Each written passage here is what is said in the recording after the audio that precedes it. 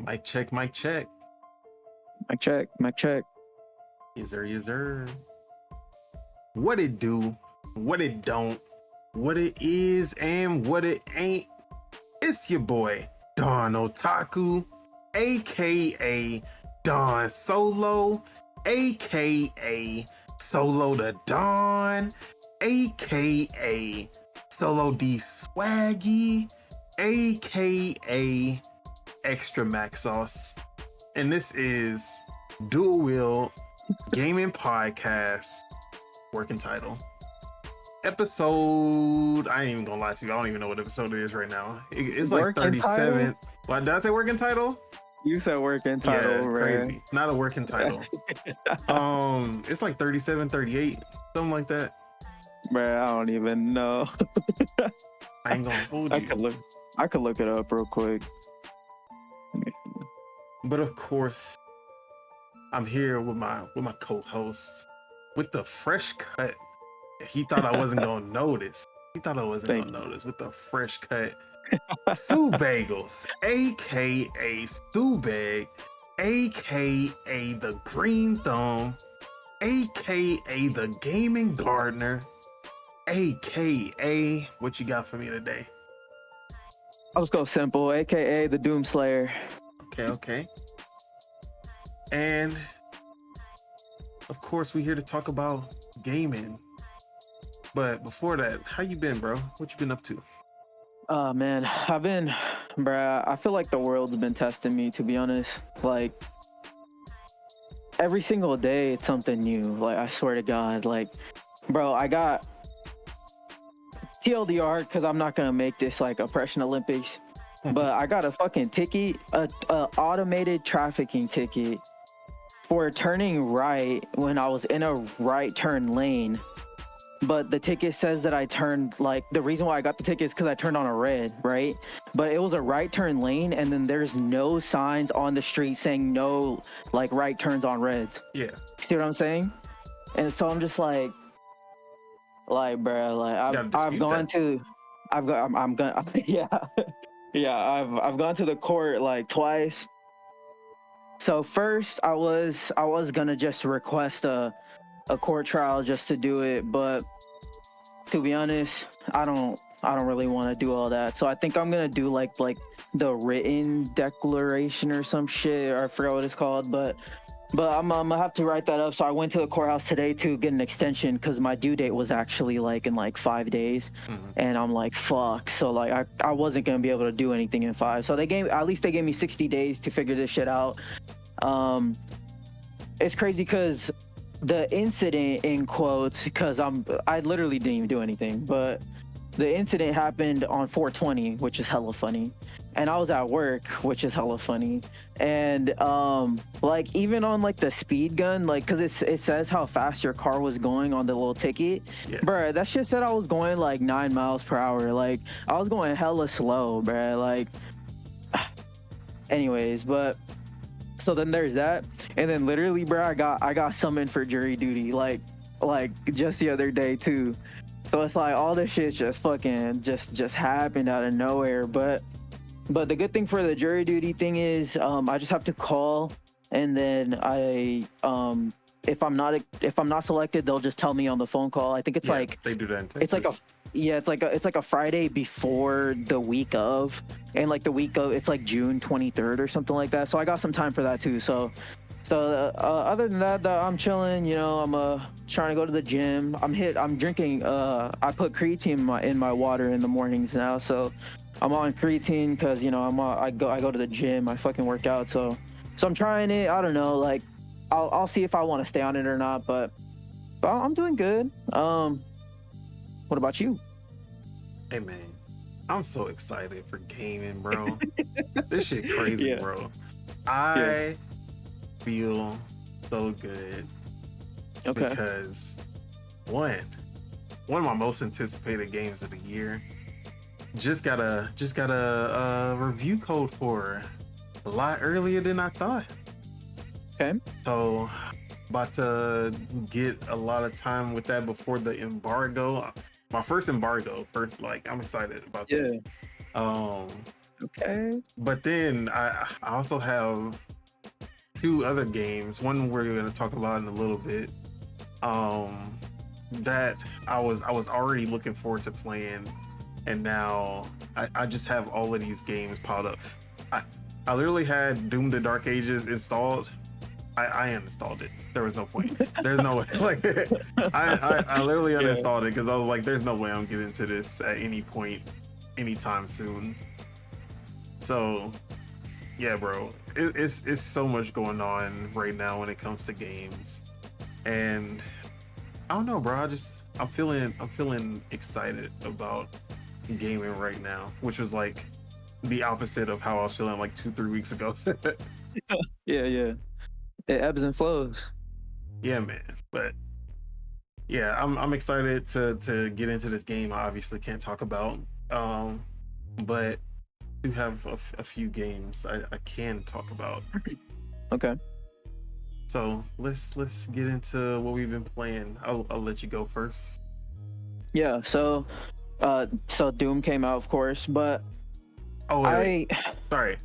Before I gotta settle something before we get into everything, because I gotta make an apology to Lord Cognito and ILP, because I'm not gonna get too deep into it, but I just want to apologize publicly as well, because I did already privately talk to Lord Cognito, but want to publicly apologize as well, because I did something that kind of I publicly made some statements about ILP that was supposed to be jokingly, but when I look at it now, I understand that it really didn't come off that way.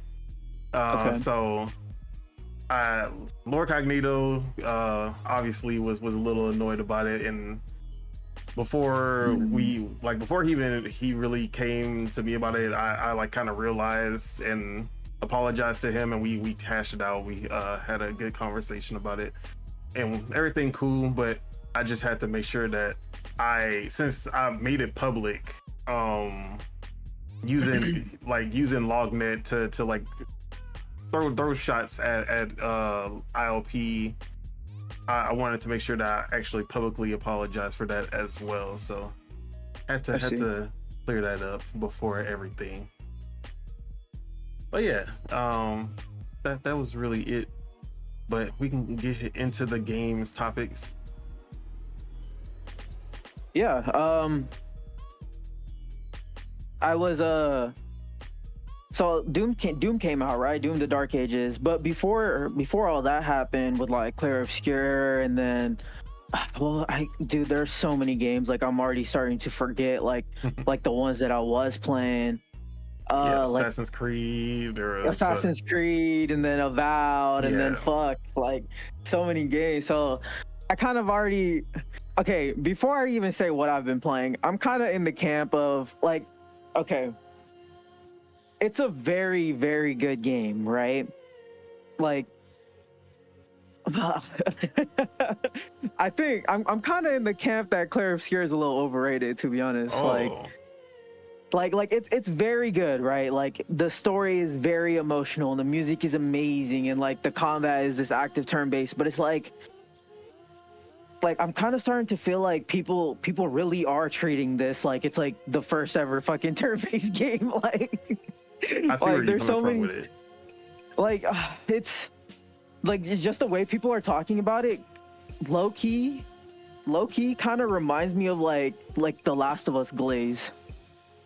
Just a little bit, like because The Last of Us is also this amazing game, you know. Is it Part 2 is probably has way better gameplay, but I don't know. But anyway, so I've kind of, bro, I was low-key gonna delete the game off my hard drive. I'm not gonna lie. I was like I kind of want to already take this game off my backlog and maybe come back to it when I have like fresher eyes, you know, like maybe when I'm not thinking about like the zeitgeist, or when like other people's like opinions of it aren't infecting mine, like even just going on the internet and just looking at it.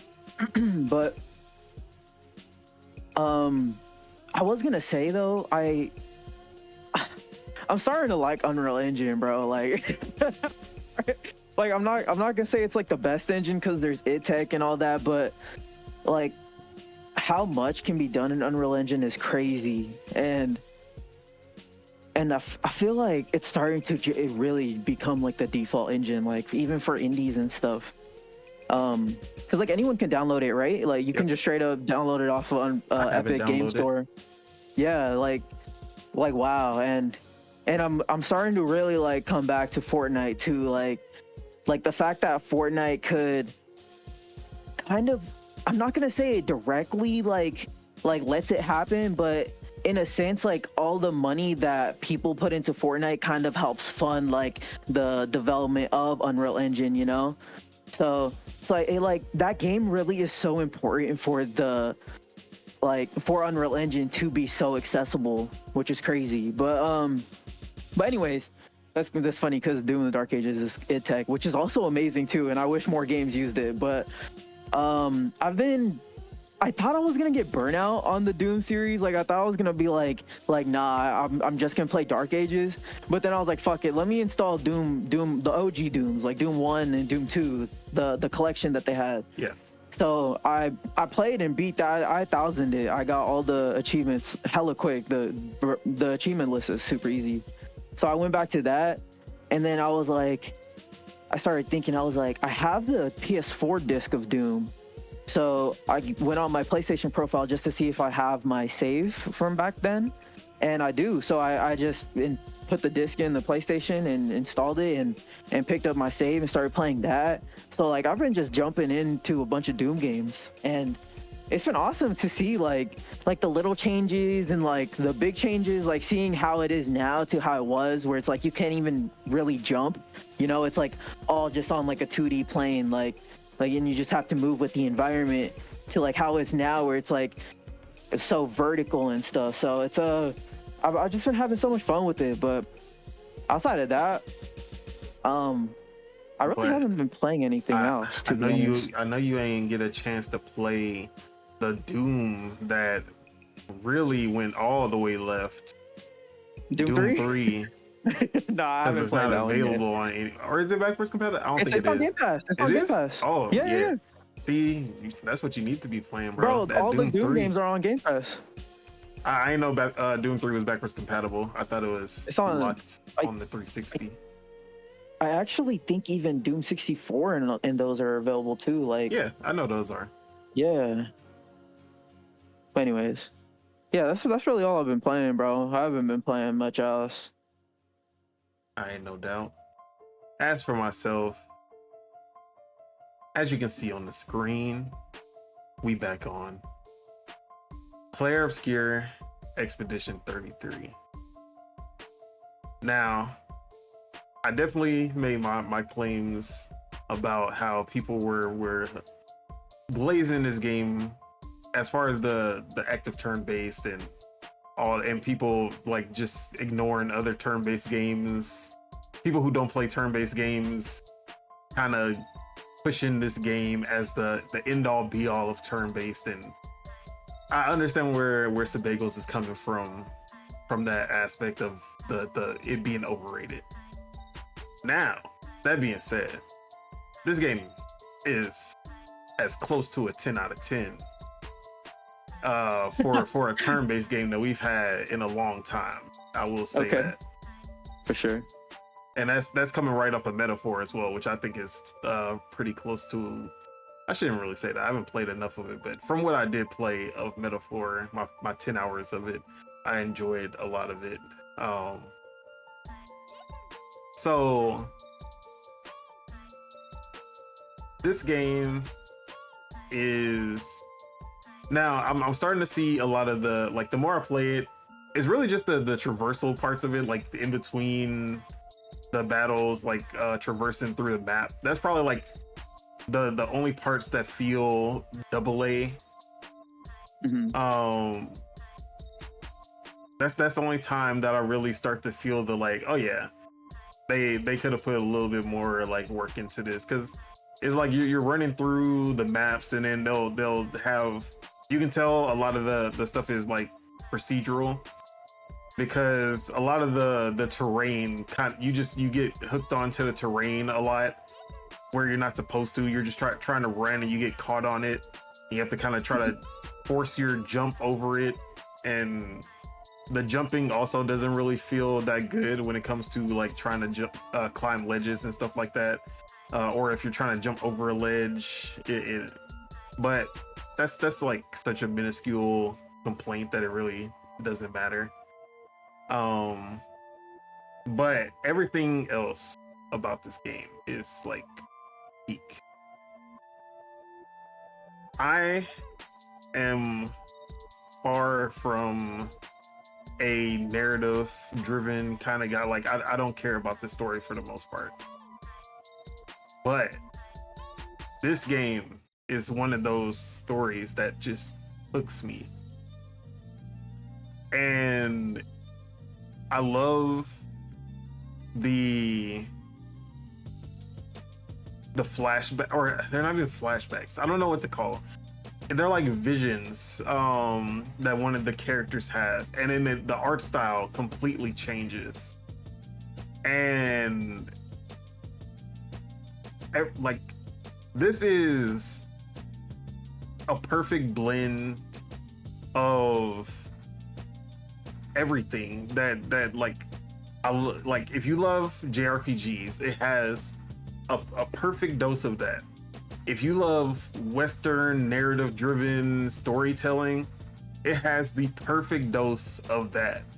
And if you love artsy-fartsy, it has the perfect dose of artsy-fartsy as well. It literally puts all of those together into the blender, and it comes out with a perfect milkshake somehow.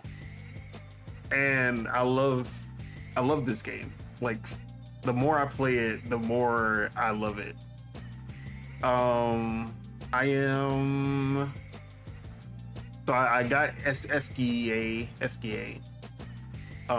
and now where am I now? I'm at the stone. No, I think I beat that already. I don't remember where I'm at, but I haven't got to Act 2 yet. I'm probably at the end of Act 1. We're looking for a rock. That's where we're at. So yeah, this game is, from the like outside of the combat, I also love the building of characters and how like your weapons, your Pictos, like building your character with those, like picking which weapon to use, picking which Pictos, which are your kind of like your trinkets that give you different abilities, or passive and active skills, stuff like that. They are actually like really deep, and you get a lot of different ones, and some of them you come across and they're like super OP, and then some of them like really you have to kind of build your character to work well with it. I love like going through all of that and kind of changing up, and then using the recoat to re-roll all of my stats to build my character differently.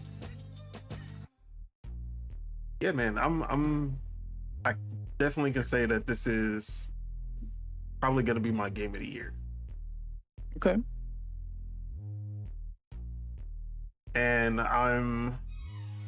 well, it says that I'm like 30 hours in the game, but probably like 14 hours of that was me just idling. So let me see, what does it say?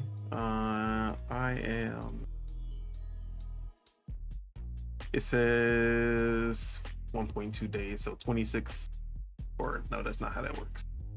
Something like that, 28, something like that. But I want to say like 10 to 12 hours I was idling while the game was on. But yeah, I'm thoroughly enjoying this game, which this is definitely one of those games that I saw at the Xbox showcase, and I was like, this is gonna be a game for me. I can tell just by just by what I saw, and it's literally living up to every expectation that I had for it. So, Clair Obscur, 100% recommended. I'm still gonna, even as I have all of these games that I have to finish and play, even when the Switch 2 comes out, I'm still gonna be thinking about this game and put in time into it as much as I can. So that is Clair Obscur Expedition 33.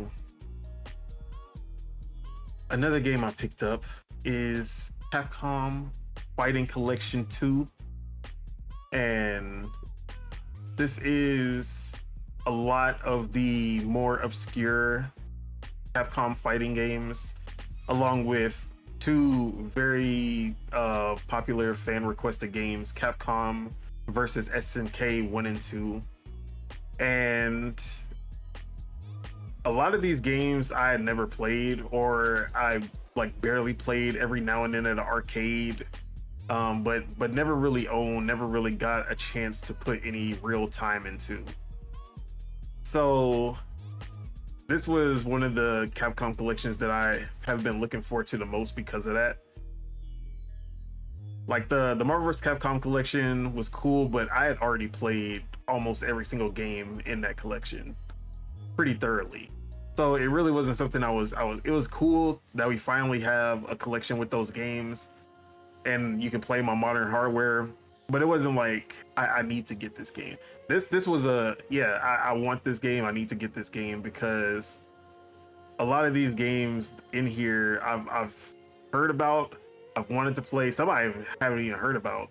But a lot of these games I've been wanting to play, and now we have an official way to do that. So there are 9 games in this collection, if I'm remembering correctly.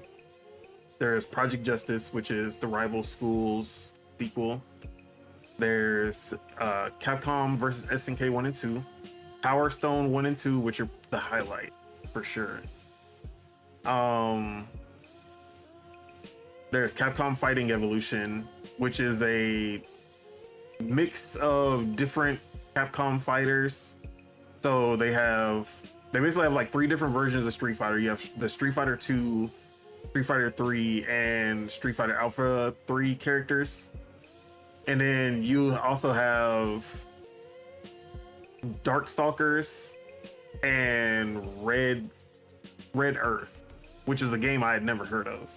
But it's kind of like a Primal Fury where you're playing with these like lions and dinosaurs and shit, kind of like the Primal Rage or Primal Fury games. Bloody Roar, that's what it was called. So yeah, these games, wait, am I forgetting something? Probably. But the 2 games I wanted to play the most in this collection were Power Stone 1 and 2. And the reason I wanted to play these games is because I only got a chance to play these like a few times at a friend's house, but never really owned it because I didn't have a Dreamcast. This game should be going today. Like this series should be going today, because this is the closest thing to a Smash Bros competitor that has ever been made.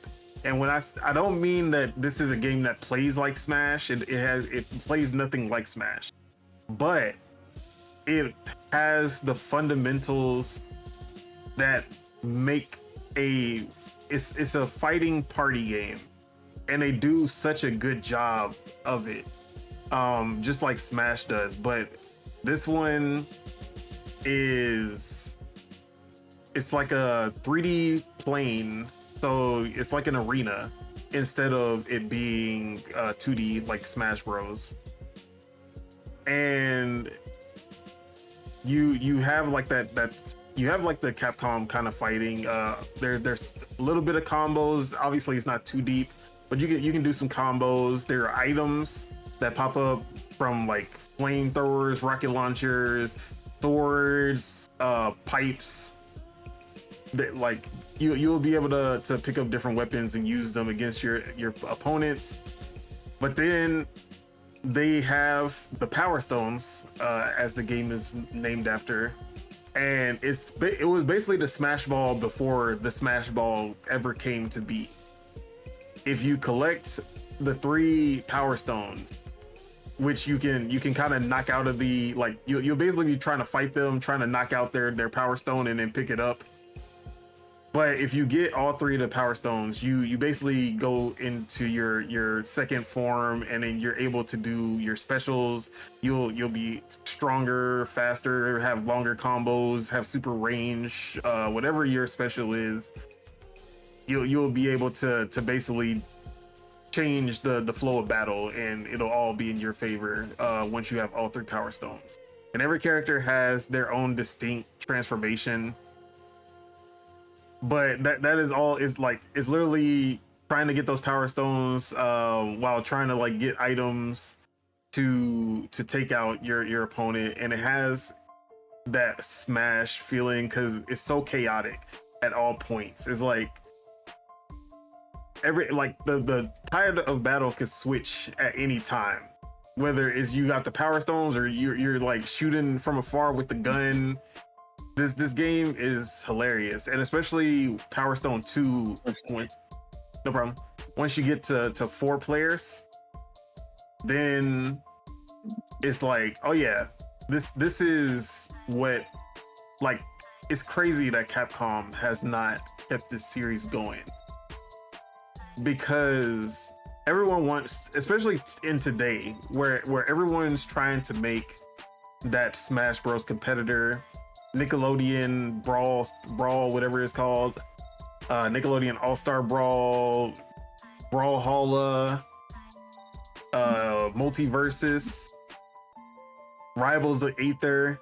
All of them are trying to be a Smash Bros clone instead of being a Smash Bros competitor. They're trying to be something that's like, hey, Smash Bros fans, if you're tired of the 500, 1,000, 2,000 hours that you've put into Smash Bros Ultimate, just try us out for a little bit, but like in between going back to Smash. This is the, like, if you like Smash as a party game, or even as a 1v1 fighter, it's still pretty fun. But if you like Smash as a party game, this is a great alternative to it. Not trying to be it. Is trying to be something completely different, but still has that feeling. And I know there was like a Capcom leak that had Power Stone Remake in there, but we haven't seen or heard anything of that since. But that remake could do really well today if they do it right. So I hope that is still in the works. But yeah, that's really what I want to talk about the most. Like, out of everything in this collection, Power Stone was so ahead of its time. Everything else that is cool. Like, I love Capcom versus SNK. I love Capcom Fighting Evolution. Plasma Sword, I played for the first time and I thought it was really cool. But Power Stone is the one. Like, not everyone should try it, but I think I wish there was a way for like people to, if they could just split this off into like a $10 game and have it online with matchmaking, which I mean they do in the collection, but like this game, I want people to try Power Stone because even today it still holds up so well. Like, I was playing with Teej and Spitta for like 3 hours. So yeah, Capcom, bring back Power Stone. Bring back Power Stone. You will not regret it. Out of any Capcom game, like even now, I'm gonna say it. I don't even care if they gotta stop any Mega Man development. I would put Power Stone over Mega Man right now. After playing this, I'm like, yeah, Power Stone is priority when it comes to revival. And you know I love my Mega Man, but that's just how good this game was. So yeah, Okay. that's the Capcom Fighting Collection 2.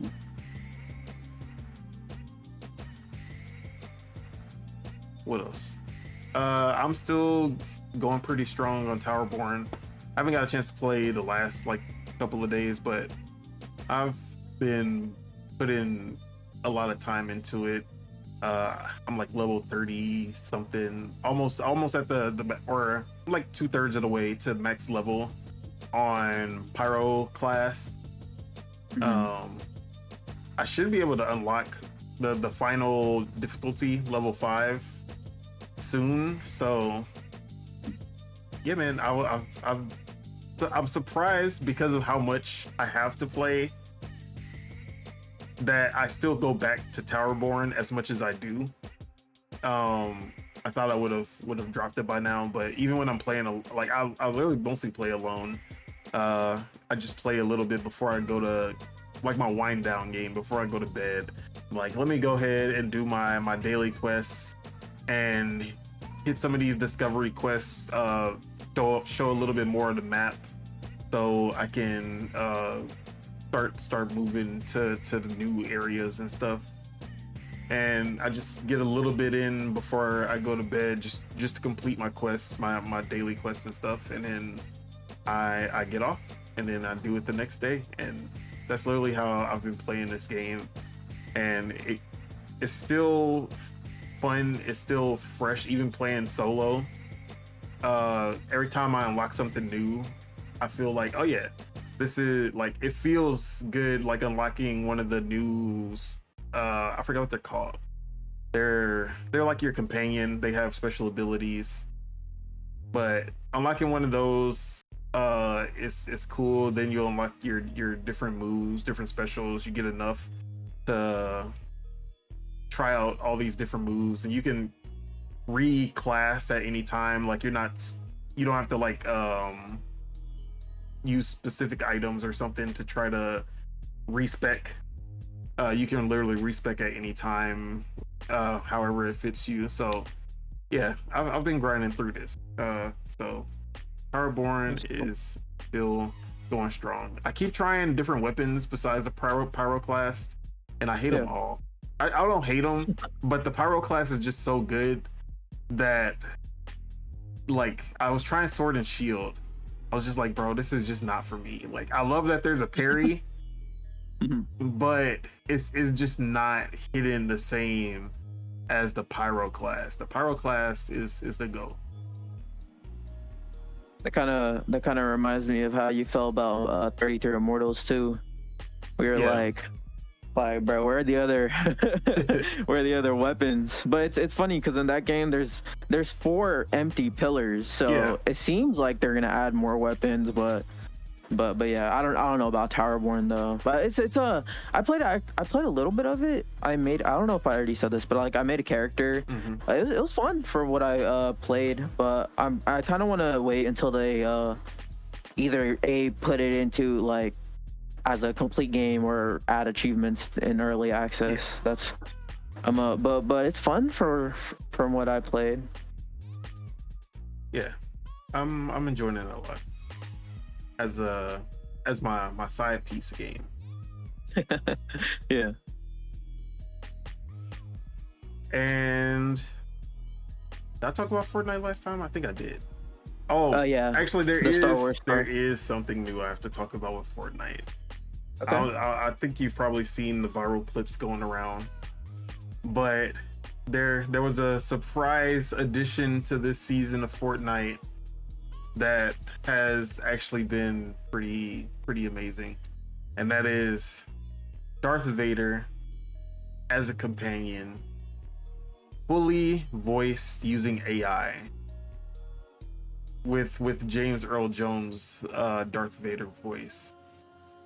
And you can literally ask him questions through the mic or talk to him, and he'll answer your questions. He'll talk back to you, and he'll even just like comment on things that you're doing throughout the world. He'll comment on what character you're using. He'll literally say their name, and he'll even say specific things about that character. So like Goku, if you're playing with Goku and you do a transformation into Super Saiyan, he's like a transformation, and he's like, I forgot. Obviously, I don't know the exact words, but he's like, you know, strength.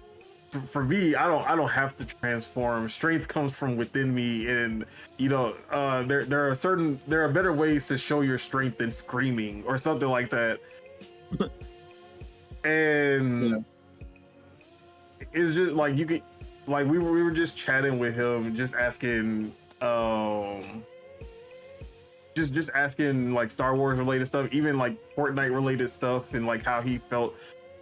So that he even there was a clip where they asked him about the prequels, or like how does he feel about or not the prequels, the sequels trilogy, and he was like, or no, they asked him like what was his favorite trilogy, and he's like the original trilogy was amazing because it showed my dominance throughout the galaxy, and then and then the prequels have their place or something like that. He said the sequels don't exist.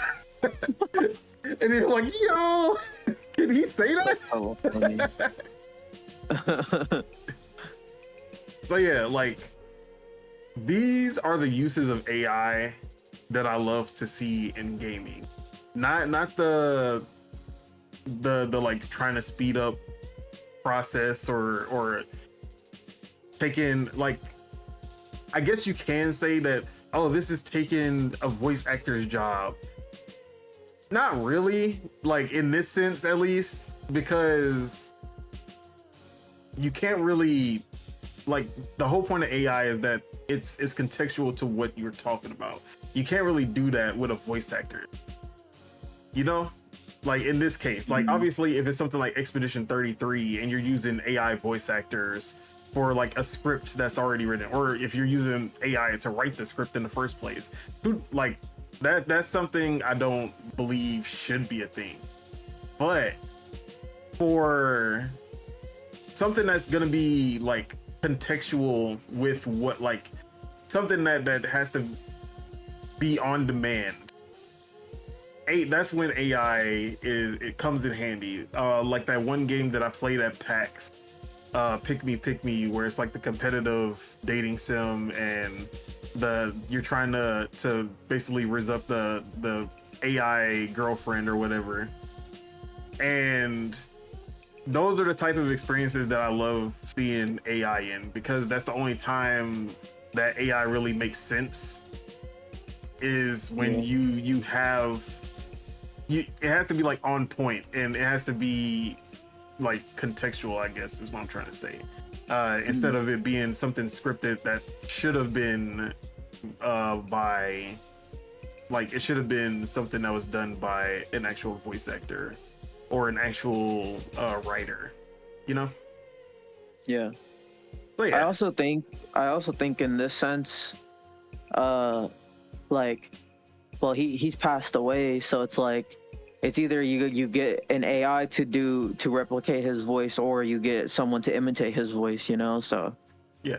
So and also like, the reason that they haven't done this with any other characters and it's only Darth Vader is because James Earl Jones signed his voice over, his Darth Vader voice specifically. He signed his voice over to Disney to use in AI before he passed, and his family also agreed to allow Epic Games to put it into Fortnite. So his family, his estate, he himself agreed to all of this. So like this is the most ethical use of AI out there. So yeah, this wasn't like them kind of just like, oh, we're just gonna do it because we can type of thing. This was literally everyone involved was in consent. And yet SAG-AFTRA, I'm pro SAG-AFTRA for sure, but in this case SAG-AFTRA is kind of doing a lot, because they're going after Disney and Epic because of the use of Darth Vader's AI in Fortnite, which, like I just said, everyone involved has consented to the use of this AI specifically. Just this specific AI. You don't see AI Jonesy. You don't see AI. You don't have a AI Samuel Jackson as Mace Windu in the game. You don't have AI Sidious or anybody else. It's only Darth Vader because James Earl Jones literally made that agreement. So I don't understand why SAG-AFTRA is making this a thing. They're just trying to show. I don't know what they're trying to do. They're trying to like show that they have some kind of power or something. They're power. Or maybe they're trying to establish like a baseline or something, or like, because it's still very unregulated. So maybe they're trying to. I don't know. Like in this sense, yeah, I agree. Like, it's cool that they're doing this, but if you start singing for fucking every character, then yeah, definitely start. Yeah, that's what I'm saying. If it was like, if they just started doing it on every single character, no matter whose voice they're using, I would understand SAG-AFTRA coming for them. But in this specific case, I don't see any kind of foul play at all. Yeah. So yeah. So there was one other game that I played, but I didn't get to actually get any footage. And it's a game that I literally just kind of happened upon. Never heard anything about it, never seen it before. But I saw it on Twitter like literally yesterday.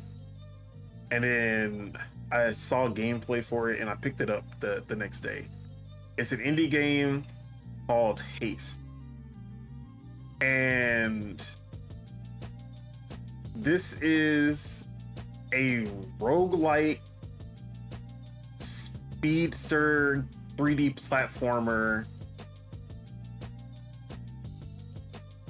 that is I guess I can say it's Sonic as a roguelite. So the idea is that you are this carrier who basically she doesn't exist in any world, but she goes between worlds and she delivers messages and packages. But then something happened and these worlds are starting to collapse upon themselves. Like all of the worlds are collapsing, and she has to find a way to fix it. Basically, she's trying to or her friend's out trying to fix it. She's also someone who can go between worlds. They were like friends with each other, but her friend she disappeared on her own to try to basically fix what's going on, and she's trying to catch up to her basically.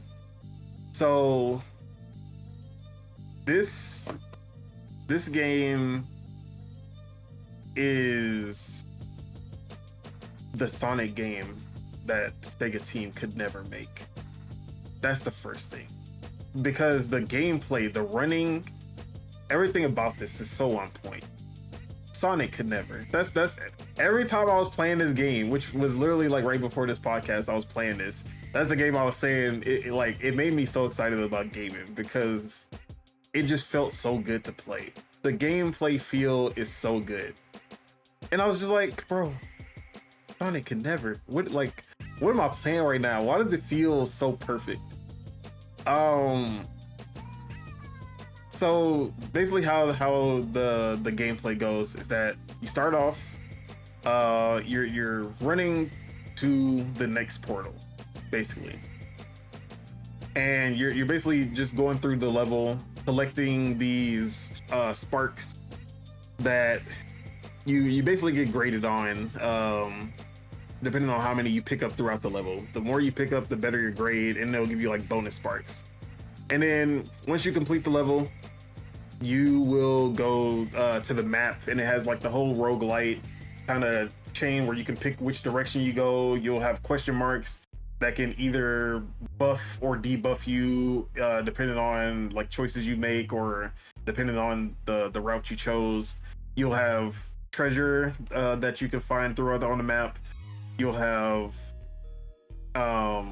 you'll have the stores where you'll be able to actually like talk to your not companions, but you'll meet people along your journey, and they'll be there, and you can kind of talk to them and progress the story. And also like you can shop and buy different items. So some will be like, oh, if you it's the gameplay loop is all about landing perfectly. So whenever there's a bunch of hills, and instead of like when you're running, you're not like sticking on the hills like Sonic would. You're not like going like this. It's like when you hit a hill, you start floating, and you have like this hoverboard that you can kind of extend how long you stay in the air. Or if you hold A, you'll just drop. You'll just do a fast drop. So what you want to do is you want to keep your momentum going. So when you go up the hill, you want to drop on the decline of a hill so you can keep your speed going. And if you do that, you get a perfect landing. Now, if you stop at like the top of the hill, you'll get a good landing because you're not killing your momentum, but you're not increasing it either. But if you land on the incline and you like hit the hill like this, then you'll get like an okay or a bad, and then that'll slow you down. Now, throughout every level, there's the collapse is happening behind you. So the way that you die is that you don't make it to the end, and the collapse takes you and you die. So that's how the run ends. If you get caught by the collapse. And there are different difficulties. The middle difficulty gives you 3 lives. So you have 3 tries to make it to the end of the level. So they actually are a little lenient compared to a lot of other roguelites where you really only get 1 chance. But they'll have different skills where it's like, okay, every time you get a perfect landing, you get 3 health. And it's like, oh, that's cool, because there's also like a lot of hazards. They'll have like lasers and trees that you have to dodge. They'll have enemies, all types of things. There's bosses once you get to the end of each one, and basically you have to kind of go through all of their hazards, and then you'll basically do a running attack into them, and then they'll move to another side of the world, and then you'll basically keep on doing that until you hit them enough time to take them out. So this game was just like one of those surprises, like those surprise indie games that just kind of came out of nowhere. And now it's just like, man, this game, like, I just love indies, bro, because who comes up with this shit? Not AAA. Like, the art style of this game is so good. The gameplay, the controls feel so good. I love everything about this game. Honestly, it like some of it gives me Gravity Rush vibes, which is probably something I like about it. Probably why I liked it so much. Yeah, this game like came out of nowhere. It hit me. I was like, bro, where did this come from? Why is no one talking about this game? I hadn't heard a single thing. I haven't seen a single trailer. Hasn't been at any Game Fest, Game Awards, like. But this game is so quality. So that is Haste. RK, if you're listening to this, Sonic can never. That's all I gotta say. I was gonna review this game before I got my review copy. I was gonna do a review for this game for the sole purpose of just using it to hate on Sonic. But now I gotta put that on the back burner. So Robert Kellett, you got lucky this time. That's all I gotta say. Is this game out or? It's out. That's what I'm saying. This game came out in like April, and What's it called again? Haste. It's called Haste. Oh, it's only $15. Yeah.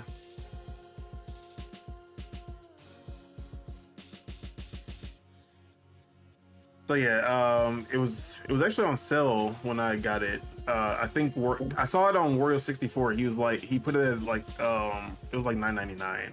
I just saw his GIF because you know he usually has like a GIF under the game, and that alone kind of made me interested. I was like, what is this? This should look like it looks sick. And when I looked at it, like very positive reviews. I was looking at the gameplay. I was like, yeah, bro, I'm getting this like automatic. So, oh yeah, this shit looks lit. So I guess I could say this is also on the radar because even though it's not something that isn't out yet, that's usually what we save on the radar for. This just came out of nowhere for me, and it should be on people's radars for sure. So yeah, that is Haste, which we can just go right into the on the radar section of the show, because I guess this is also out. I did not know that this game was coming out so soon, but it was a game that I've been looking forward to forever, and that is Fantasy Life I. So let me get some, there we go. So Fantasy Life I is if Animal Crossing was also an action RPG. And it's 4-player co-op. You basically create your own village, you recruit companions that will live in your village, but the game is all about your character living out different lives, whether you're an adventurer, whether you're a chef, a blacksmith, I forgot all the other ones, but there are like combat based ones, and then there are more like life sim focused ones where you're just playing mini games versus actually going out and doing combat. And it has that Animal Crossing kind of vibe of you like slowly building up your village and gaining more villagers who come in. I think it does have a 24-hour clock, just like Animal Crossing. So if you play the game at 8 a.m., it'll be daytime in the game. But then if you play it at night, it'll be nighttime. And that's how like the time in the game progresses as your time in real life does. And you can have your friends come visit. They'll be able to go out and do quests with you. They'll be able to trade. They'll be able to like you'll be able to show off your village, show off your villagers. I believe you can trade villagers just like Animal Crossing as well. I've been excited about this game, but for the most part I haven't kept up with anything. Like I haven't tried to get too deep into the details because I already knew that I was gonna get this. So, but this is a sequel, an official, like a real sequel, because they had a Fantasy Life 2. It was a mobile game, and it only came out in Japan. So this is the real console sequel to the Fantasy Life game on the 3DS, which was an amazing concept, but wasn't fully fleshed out or fully realized. This is that fully fleshed out, fully realized version of the game. And now that it's out, I got a chance to play like the intro of it, which I also forgot to record. But it's living up to my expectations so far. I feel like a lot of like my next few games, because when the Switch 2 launches, I'm gonna have Rune Factory 5, or sorry, not Rune Factory 5, Rune Factory Guardians of Ozma, And then Story of the Season is gonna be like right after Donkey Kong Bonanza. And then I'm gonna be playing this. I like my cozy farm sim, life sim style games are gonna be in full force for like the next 3 months, and I love that. That's basically gonna be my life. are these cozy games, and I love that for me. But yeah, Fantasy Life is literally out today, and I'm just excited to finally get this because I've been begging for a real Fantasy Life sequel forever. So yeah, that is my on the radar. But you also had your own on the radar for the day, right? Was it Elden Ring? Yeah. Oh yeah, of course. So yeah, I'm excited for Elden Ring, Night Rain. I want to see how it does, especially because it's a little different from what FromSoft has been usually doing, and I don't think it's full priced either. I think 40. it's either it's 40. I was gonna say 40 or 50, which is also cool. That game has like that quirk where it's like you can either play it in solo or in trios. Like you can't play it in duos, which is hella funny. Dumb. I know. That's some shit only From Software can get away with doing, honestly. But yeah, I'm excited for that. That's not on my Fantasy Critic. I think the game that's on my Fantasy Critic for this month is Fuga. Fuga Melodies is still 3, so I hope that game does well too. But yeah, nothing else really. Other than the Switch 2 stuff. The Sea of Stars DLC just came out too. I don't think I'm gonna go into. Reviews. Yeah, that one got really good reviews, which isn't really surprising because Sea of Stars was like in like the 90s when it came out. So you know what else got good reviews? Monster Train 2. You know Monster Train 2? You know who Fantasy Critic that was on? Yours? It was me. Let's go. Okay. I was expecting. I've never heard of this game. Monster Train was. It's the little bro to why am I forgetting the name of the game? The deck building roguelike game that everyone Slay the Spire. Okay, yeah. Monster Train is the little bro to Slay the Spire. It's just as good. And a lot of people, like, not enough people played it, but the people who love Slay the Spire love Monster Train. But it's just that more people have played Slay the Spire than Monster Train. So it's always been little broed by Slay the Spire in the background, like living in Slay the Spire's shadow. Yeah. So when Monster Train 2 came out, I was like, or when it was coming out, because I didn't have it initially. It was like the last game that I added, I think.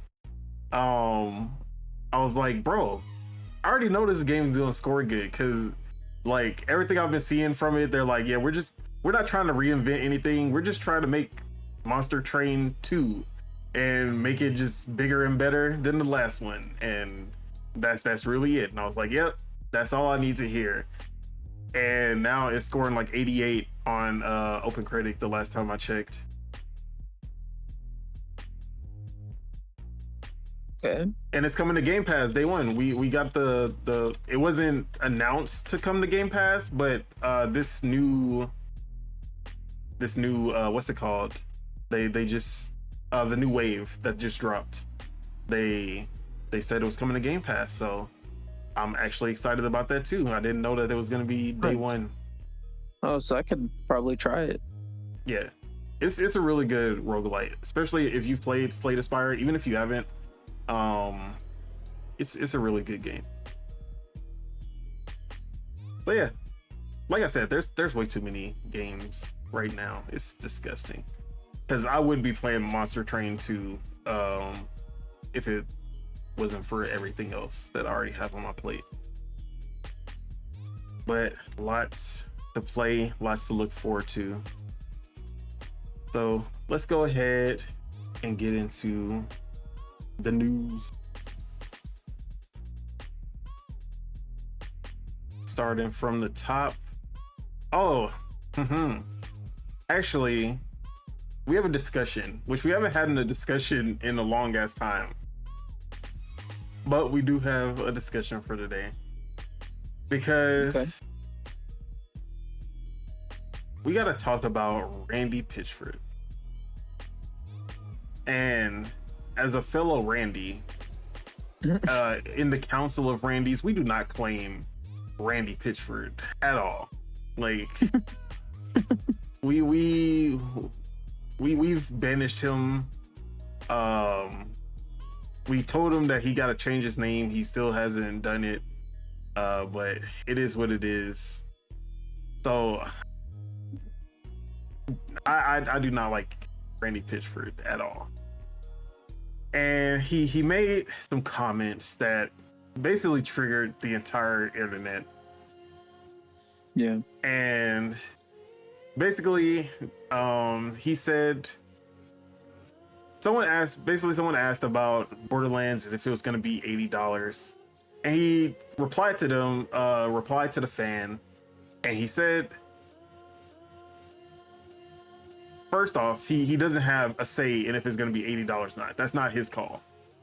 And then he said, second off, second off, if you're a real fan, you will find a way to make it and buy it for $80. And that statement triggered everyone. It had that Kaz Hirai PS3, oh, just get a second job energy. You know? Yeah. And yeah, I just like I wanted to bring this up. How are you, like, I guess, how did you, when you saw this statement, like, how did you take the statement and how did you feel about it? Yeah, bro, I don't know why. I feel like sometimes these people just don't know when to just shut the fuck up, bro. Honestly, like the CEOs or execs or like the people at the top, like, or close to the top, I guess. But they just don't know when to shut up, man. It's like, bro, like you're not helping your cause by talking. So, like, I wonder if he knows that or if he cares or if he's Randy Pitchford. He does not care.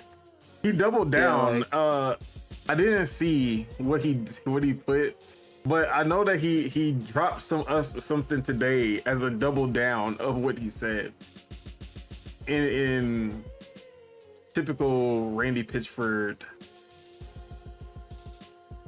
fashion. So let me see if I can find, because he posted something. It was like a video.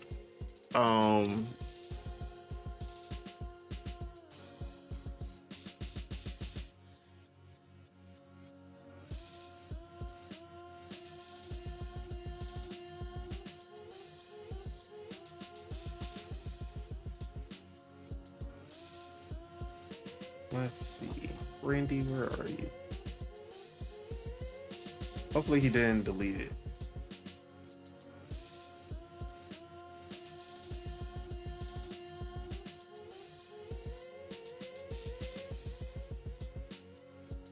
Okay, hold on. So he posted this video. I guess I'll play it and I'll send it to you as well. Okay.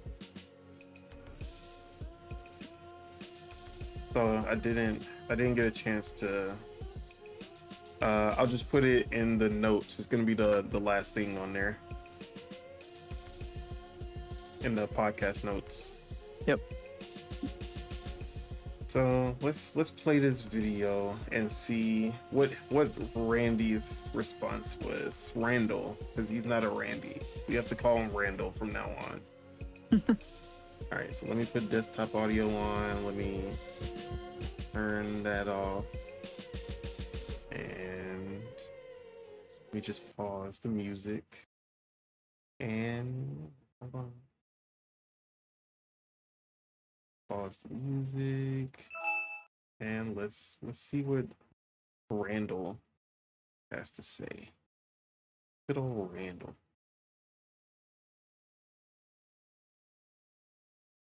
Really now? Randy, I got a tough one for you here. Oh, you got a spicy one for me? I don't know the answer. I don't know. Why is it always me that has to do the spicy ones? All right. What will the game's price be? That's an interesting one. I don't know this. Really now? I'll tell you the truth. I don't know.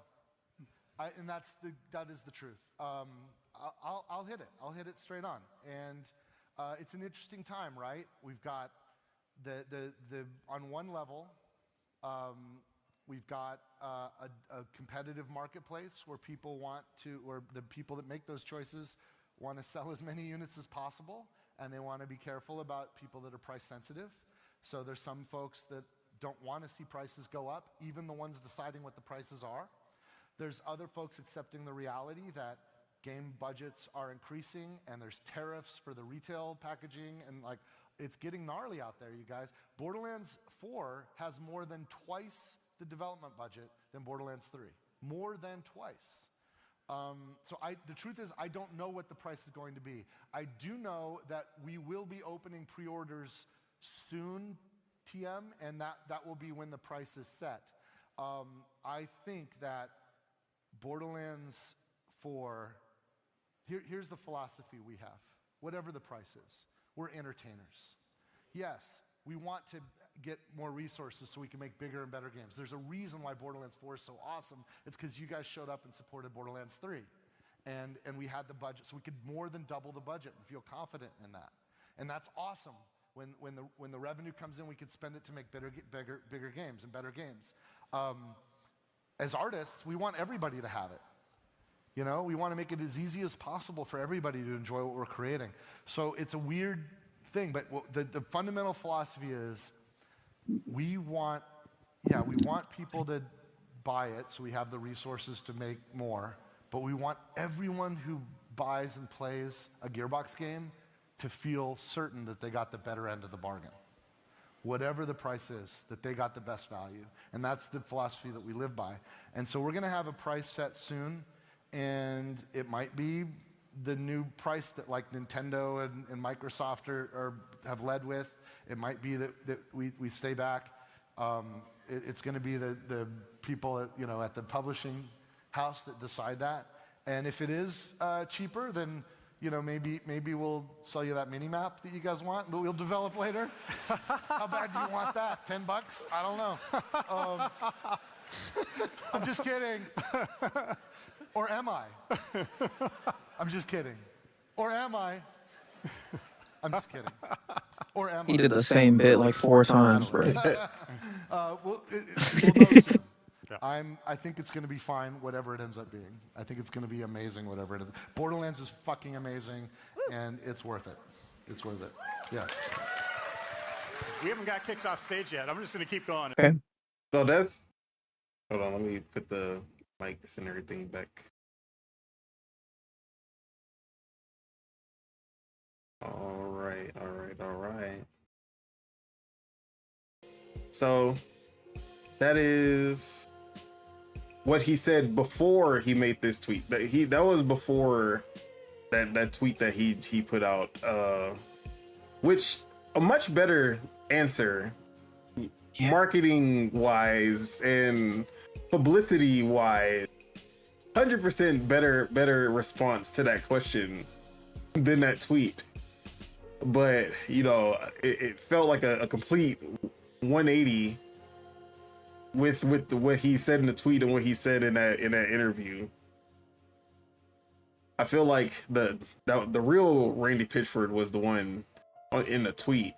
That was coked up for Randy Pitchford. He didn't care at the time. But yeah, how do you feel about his response? Basically, just quoted, like reposting what he said previously. Is that a valid answer that kind of quells what he said in the tweet? So you're saying, is his answer in the video valid? Yeah, basically, does it negate what he just did in the tweet?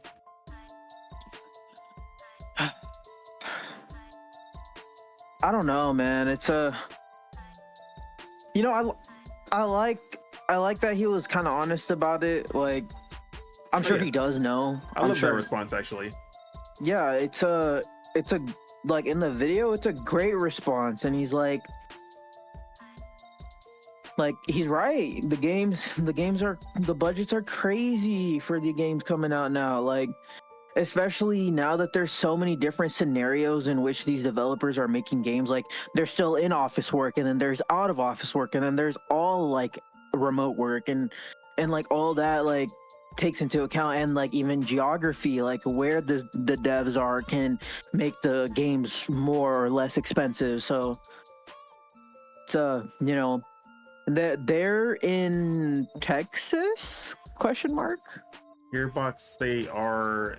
I know they're over. They're over there somewhere. I think they are in Texas. And I don't know, like, Texas is definitely cheaper than California. I can tell you that. Yeah, well, that's why Tesla is over there now. Yeah, Tesla for sure. And there's no income tax, right? Frisco, Texas. That's not. Frisco, Texas. That's like 3-4 hours, 5 hours. Wait, actually, am I thinking of Fresno? I can't remember. It's not too far from Houston. For sure. There's a Fresno in California too. But but yeah, like his response is it's great, you know, like he's saying all the right things. I could tell that the response is definitely to soften the blow, or trying to soften the blow of the $80 price tag, which is probably going to be $80. But because it's coming out on the Switch day one as well, I believe. So it's kind of like yeah, I'm sure they're just gonna just do 80 across the board. But at the same time, the Borderlands series has sold like how much? Like it's sold like millions. Like, it's not this like Borderlands small 3 alone series. I think it hit more than 10 million. Borderlands 3 alone, which that's the bad one. I mean, I guess Tiny Tina Wonderland was also the bad one, but in the mainline series, that was the bad one, and it still sold that. Yeah, I actually found this tweet from Dexterto. The Borderlands series has sold over 93 million copies. Jeez. And Borderlands 2 alone has sold 30 million and is officially 2K's best-selling game, even beating out sports games like NBA 2K25. So yeah, there's this game's still gonna sell. Like, it's funny because I bought Borderlands 3 day one, and I didn't. That was like one of the rare games where it's like I didn't just buy the base edition. Like I bought like the one with the season pass and all that, and it was like $100. So it's like, even then, like I spent over $60 back then, you know, for the game. So it's kind of like, oh, you a real fan? Man. What you saying? Yeah, I love Borderlands, dude. Borderlands is amazing. That's my Diablo, you know. It's like there's been times even while I'm on the pod, like, because I have it on the PlayStation 3, because I got it on the PlayStation 4 when it came out. PlayStation 3, PlayStation 5, my bad. I got Borderlands 3 on the PlayStation 4 when it came out, and then I got the PS5 version as well. So my saves transferred over and all that. So it's like I have that game on PlayStation. So there's times where even on the pod, like I'll boot it up on the thing, because it doesn't require any fucking like for me to actually like pay attention to it, for me to play it like most games do. So it's just a fun series for me, you know. Like, I've always loved it, you know. Some games have had really bad stories, and then there's been a couple that have had good ones. Even Tales of the Borderlands was an amazing, the first one, not the second one, but was the second one. There was, yeah, that one was bad though. About it. Yeah, it was apparently horrible. I haven't played that one, but the first one was good. But yeah, I love the Borderlands series, man. I don't know if I'm gonna be there day one, but I want to be. I definitely want to try it out. I definitely want to play it. Hopefully the story's good, but yeah, I don't know. It's just crazy how much the internet's like going ablaze over $10. Think like digital copy or digital editions or digital deluxe editions and all that have existed like like you haven't just spent the base price for all these, but seeing it go up, yeah, it's sucks. I mean, if the base price goes up, the digital deluxe also goes up, so it's not like sure. It's a one-way street. But I'll never like when I see people complaining about the prices, I don't. Even if it's something like Mario Kart 8, where if there was no bundle, I would have still got Mario Kart 8 for $80. And that's me. I'm not gonna like. Yeah. As long as no one boo-hoos at me for buying it, I'm not gonna like boo-hoo at anybody who doesn't want to buy the game for $80. I'm not gonna try to justify my purchase. I don't need to justify my purchase, and I don't need you to justify why you're not purchasing the game. Or try to make me like try to change my mind about buying a game at $80. Like, stop pocket watching. Yeah. That's all. First and foremost, stop pocket watching. Second off, so you agree with everyone that tweet was like, at the very least, poorly worded, and he probably should not have ever tweeted anything like that. Yeah, he should have definitely just kept it at the video for sure. So, I ain't gonna lie, bro. I don't think he said anything wrong in the tweet, bro. Oh my god. This guy. I don't see what I mean by that. Because PR-wise, marketing-wise, yeah, obviously, it was just like something that someone shouldn't say. But on a personal level, on me seeing that tweet, the only thing I can say was that he's just saying out loud what every other corpo is thinking, that they but pretending that they're pretending that they care. They won't say it because they know how people will react.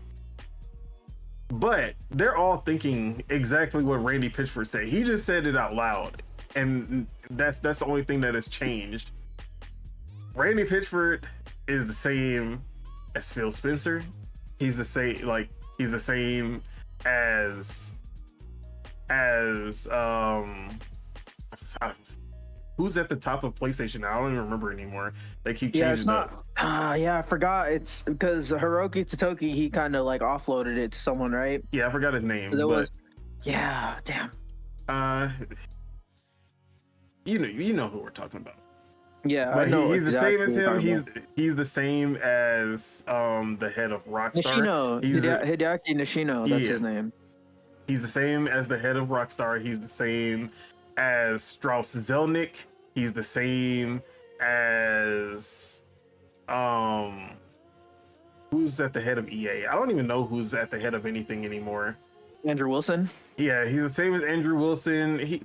They're all thinking this. Randy Pitchford is just like, as much as I hate Randy Pitchford is the only one who had the balls to say it out loud. Maybe he shouldn't have, but I'm also not gonna like, I'm not gonna get mad when the corpos say the thing out loud that we know they're trying to do. We always say the same thing. These companies are not your friends. They don't care about you. They want to make money off of you, and they will do. Now, obviously, some will go to further lengths to get money out of you. Some will use goodwill to make you want to give money to them. They still don't care about you. They just want it to seem like they care. So that you'll give money to them willingly instead of them just siphoning it out of your pockets. But these are corporations. They're here to make money, and their sole thought is making money. And I mean this on a publisher exec level, not like the developers, because there are a lot of developers who do care about their games. They care about making games, and they care about the creative side of it rather than the business side, the money side of it. Obviously, developers love getting paid, so it's not like they're doing it for free. At least not the big AAAs. But like we need to just sometimes I just feel like sometimes we need to hear it. Every now and then we need these companies, these execs to just say what won't be said out loud. You know? Because the whole thing with the Xbox community and Phil Spencer, and like, although I won't go as far as like what Colin Moriarty would say, like the whole parasocial relationships and the fan fest and all that, I think all of that is great. But the Xbox community did need a wake up call in a sense that people really like was like, yeah, Phil is one of us. And I still feel like Phil is like on a certain level. Obviously he's a head of a big corporation. He can't be one of us for that sole reason. But I understand that Phil is a real gamer. Like, he's not on the same level as some of these corporals that don't even play games, that are at the top of these gaming companies.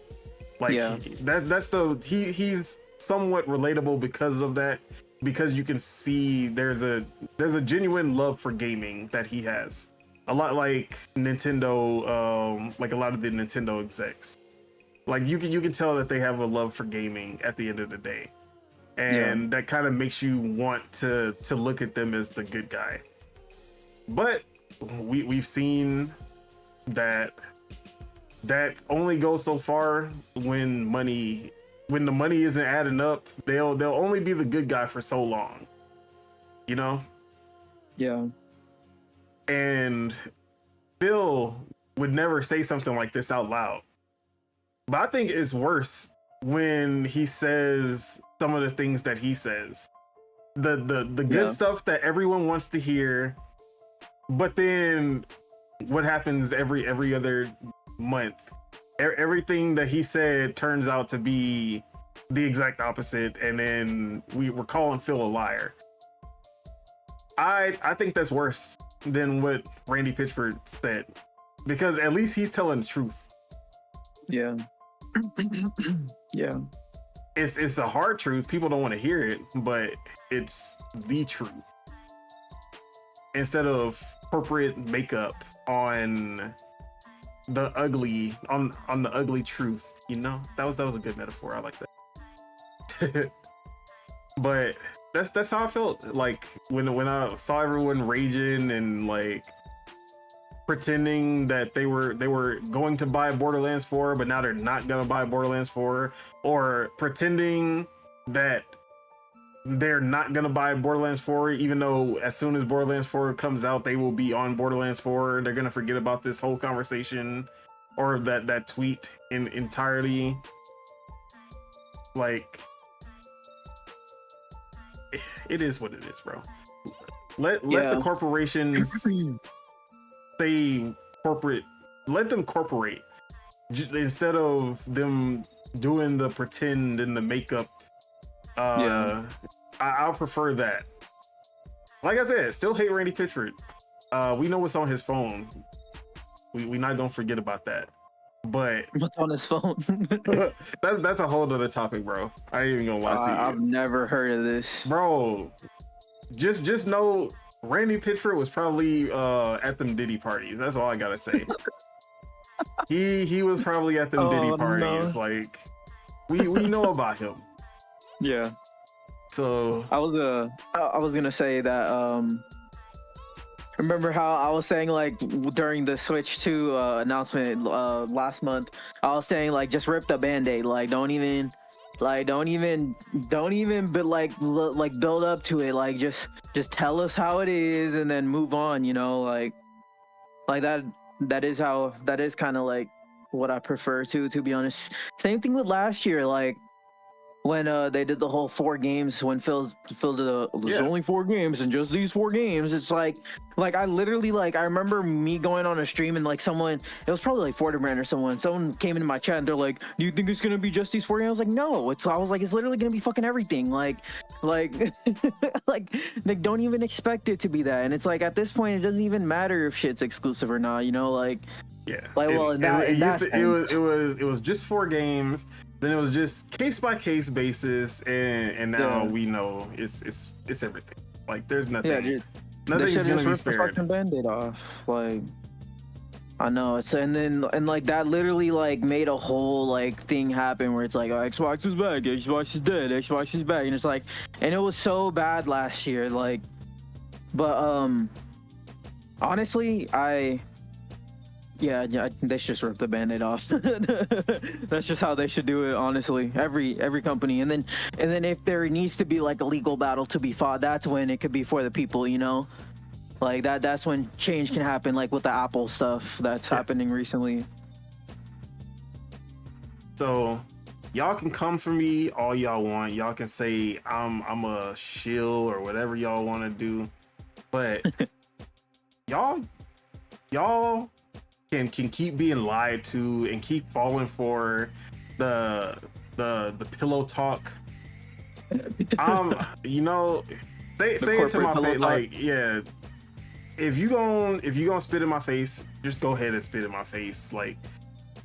And if either I'm gonna fight back after you spit in my face, or I'm gonna be like, you know what, I don't care. I'm still gonna buy the product. That's how it is. So yeah, that's the discussion for this week. It's been a while since we had a discussion like that. Yeah. All right, let's get into the news now. Let me switch up this gameplay. All right. So let's start with the latest game going over to PlayStation from Xbox. I'm skipping a little bit, but okay. Hellblade 2, since we were just talking about this in the last topic. Let's talk about more Xbox games going over to PlayStation. Senua's Saga Hellblade 2 comes to PS5 this summer. And it's not just the same Hellblade 2. This is an enhanced version, and it will be getting some new features and some updates that will also be coming to Xbox as well, same day. But yeah, Hellblade 2 is getting an enhanced version that is also coming to PlayStation. Anyone surprised? No. Show your shock if you're surprised. No one's Did surprised. They didn't say what the enhancements were? No, they haven't detailed what the actual enhancements are. All right, I'm putting it out there. 60 frames? No, fuck that. That game, bro. There's no way that game is gonna look that good at 60, but 40, I'll put that out there. Okay, if there's 40? A 40 frames mode, bruh, that'd be so perfect. Because I played Hellblade 2 on my PC and my Xbox, and I did on my PC and my Xbox. I honestly don't think it's nice having higher frames in that game, but it really doesn't make a difference. I feel you. It really doesn't, but a 40 frames mode would be nice though. 40 frames would be nice. It probably could do it too, because it hits such a stable 30 that it could probably hit a really solid 40. So yeah. Hellblade 2 is definitely one of those games where the visuals and cinematics can definitely outweigh the need for frame rate. Any kind of visual sacrifice honestly isn't worth it for 60 FPS. But that's 0.01% of games. I'll say that right now. Hellblade 2 just happens to be in that 0.01% that can pull that off. Yeah.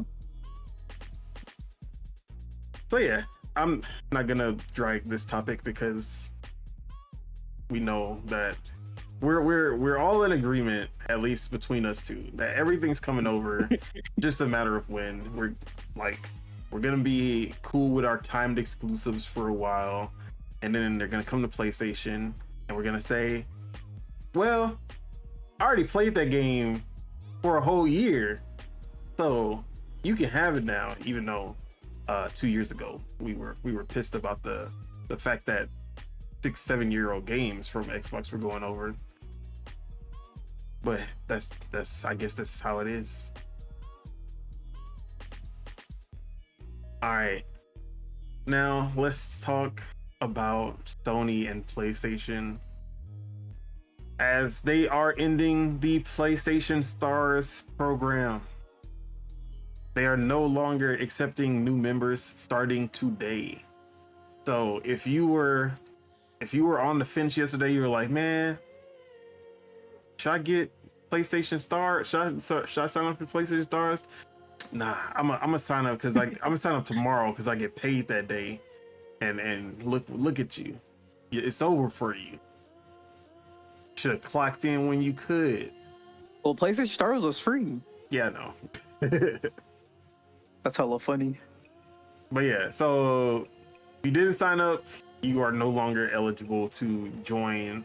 But I guess it really doesn't matter because current members can still earn digital collectibles points and level up their status until July 23rd, 2025. So bruh, in about 2 months, you will no longer be earning anything from PlayStation Stars.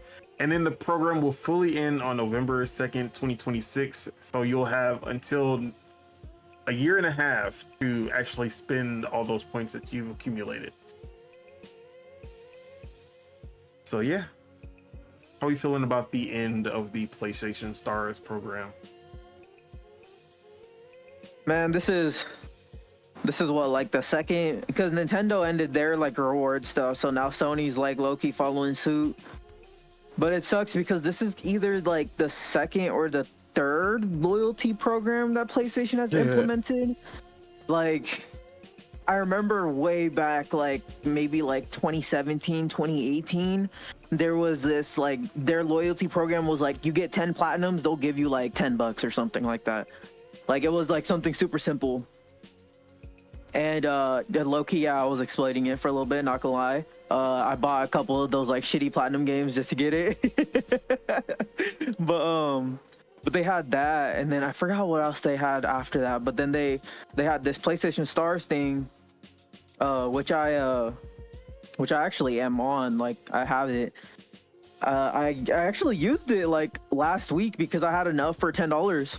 I had enough coins or whatever for $10 on there, so I used it. Let me check mine actually real quick. Let me see where I'm at. Oh, never mind. It's saying download card. Anyways, but I have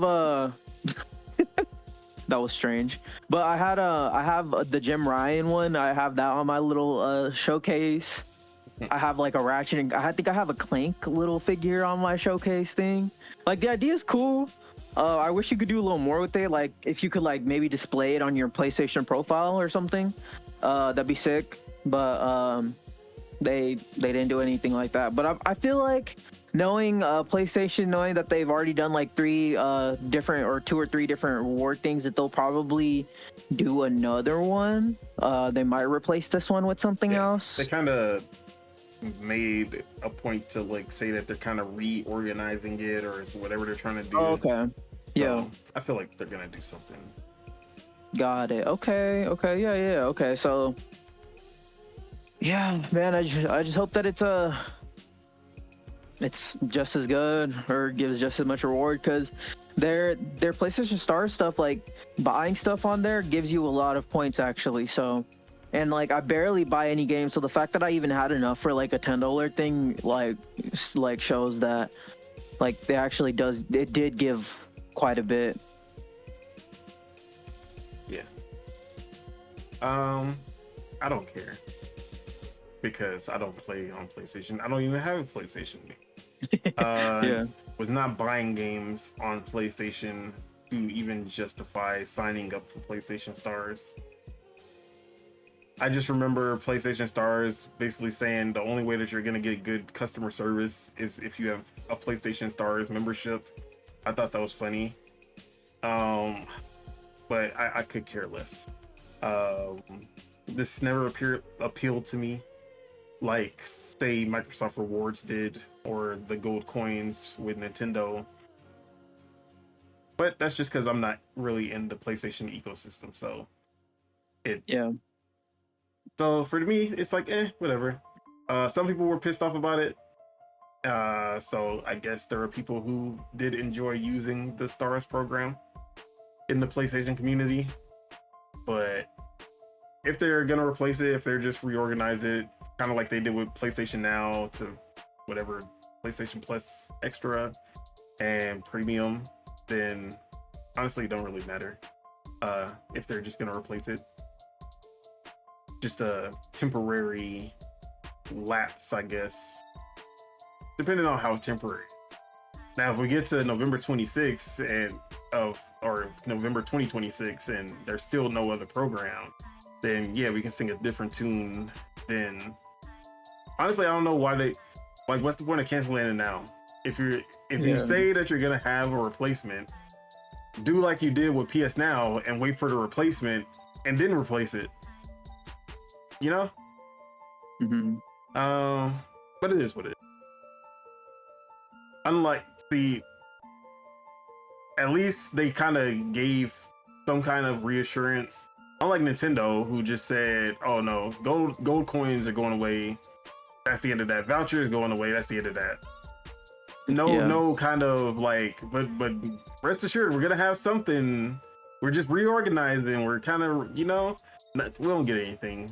We're just left in the dark as to if we're ever gonna see anything like that on the Switch too. So yeah, it is what it is for me. All right. Next topic. Can I get a shout out to Game Pass? Game Pass. Got it on my PC and my Xbox.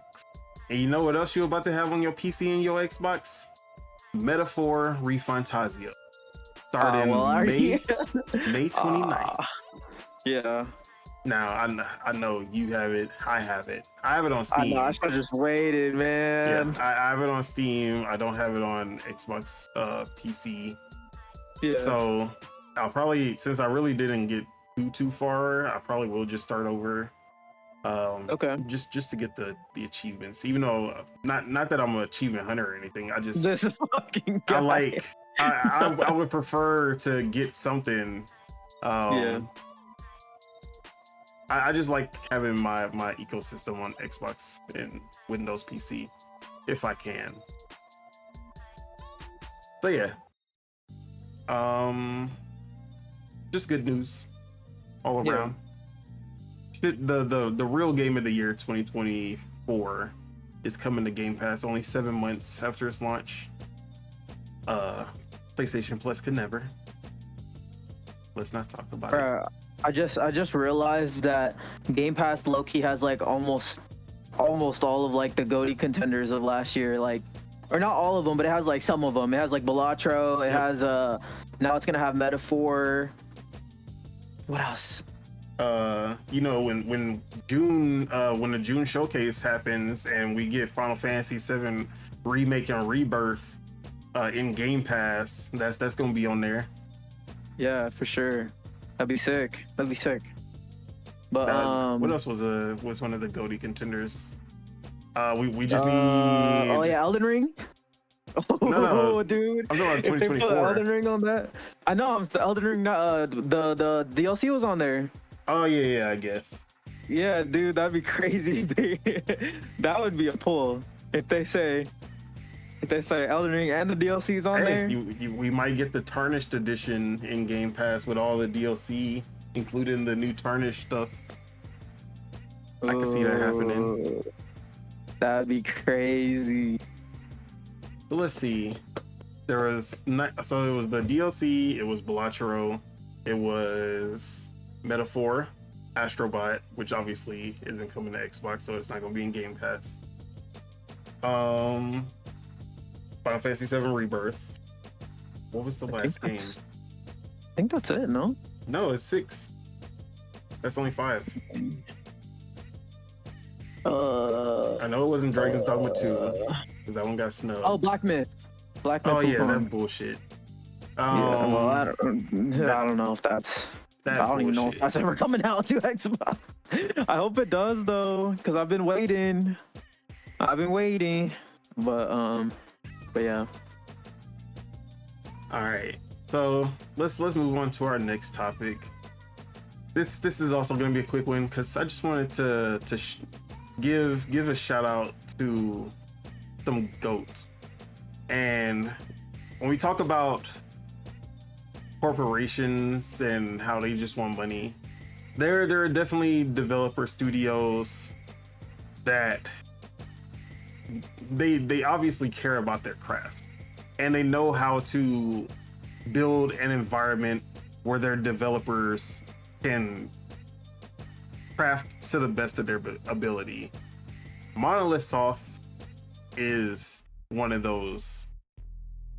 So we have an interview that they did with cgworld.jp, and this is the translated post, obviously, from programmer Takashi Shibahara, who describes working at Monolith Soft. And he says, Monolith Soft, he says, "Our company is a bottom-up, not a top-down workplace. Our superiors leave it up to the employees to decide on their own initiative and try to listen to their opinions as much as possible. Nowadays, the quality of a game is directly related to how much individual creativity and ingenuity is incorporated into the game. I think we are doing well in that respect." Nintendo Studios and Nintendo as a whole, we love to like bring up the Miyamoto's, the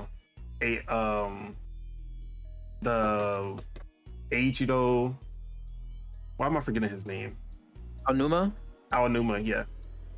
Aonuma-san. We love bringing up Koizumi, because they're like the face of these developers. But they were like,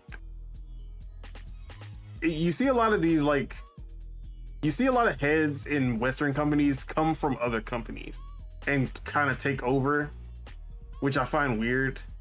Like, you don't see, because we actually have a topic coming up where you don't see like the studios kind of raising someone up to leadership.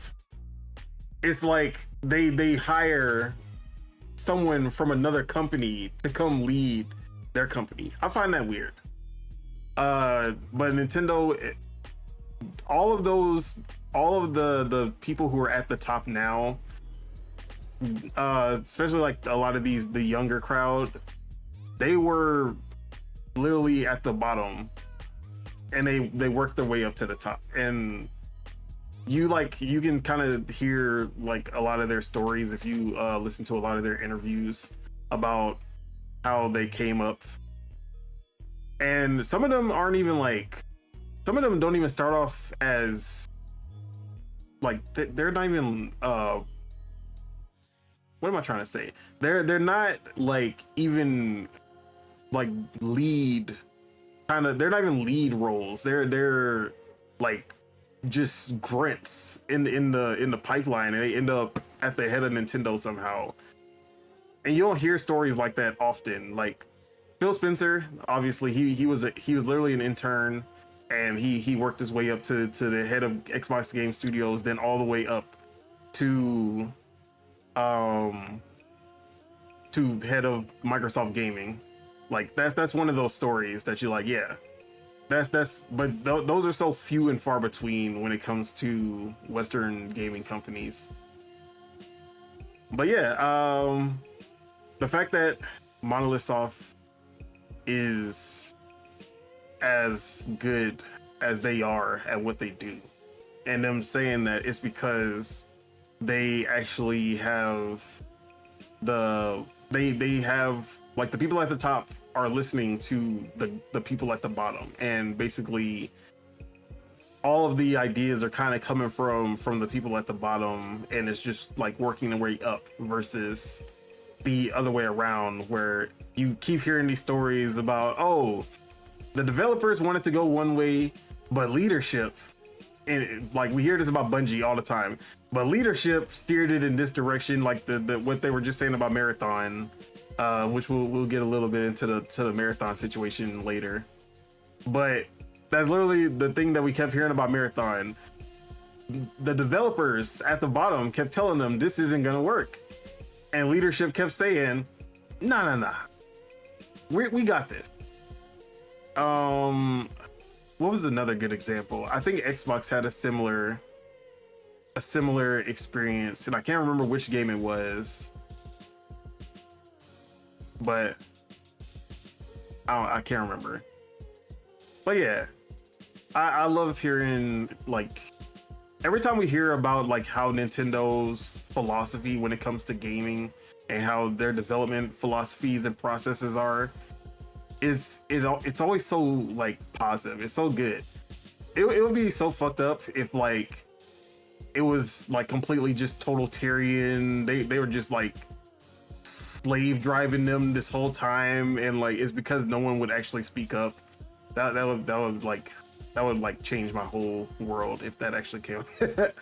But I doubt that, because you would have heard something by now for sure.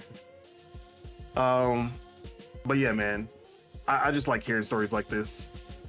How are you feeling about this programmer's experience with Monolith Soft? Yeah, that's it just shows that like they really, like, maybe it's not across the entire company, but Nintendo's developers, you know, they love working there. They're so passionate about games and game design, and like pushing like the medium forward in different ways. So I like that. I wish we heard more from devs, man. I hate that it's always like so, I guess, gate kept or like locked away. Like, yeah.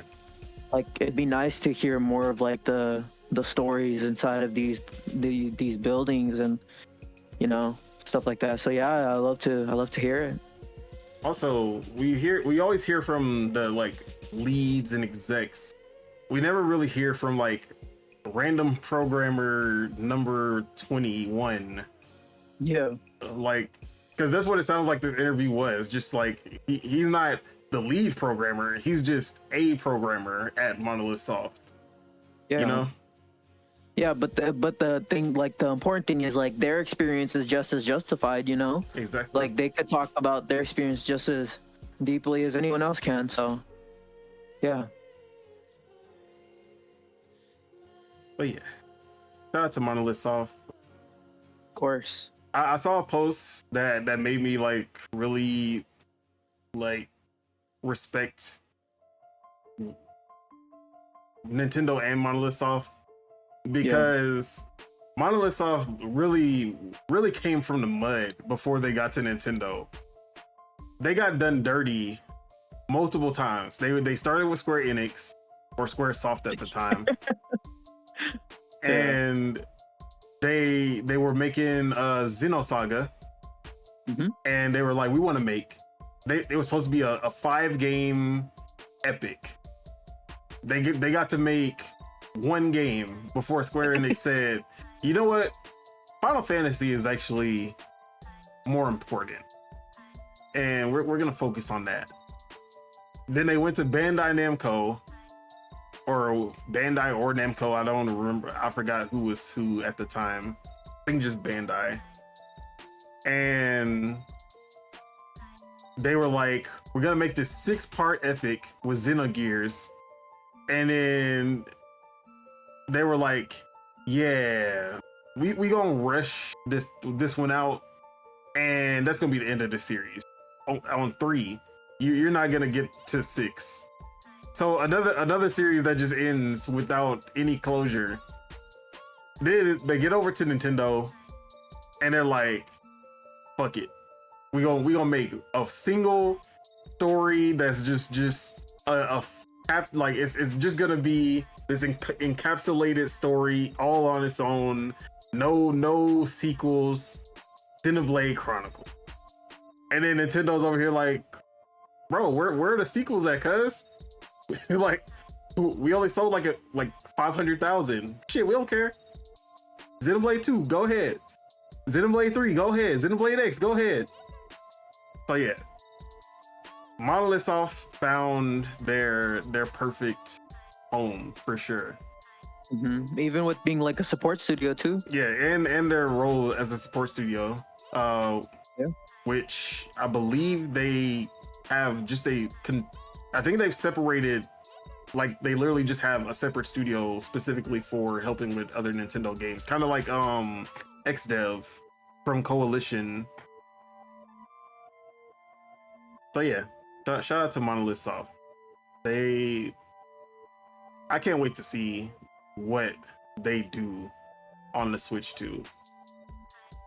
Whatever they put out is about to be crazy, because Metro Prime 4 is a Switch 1 title, but the Switch 2 edition looks night and day.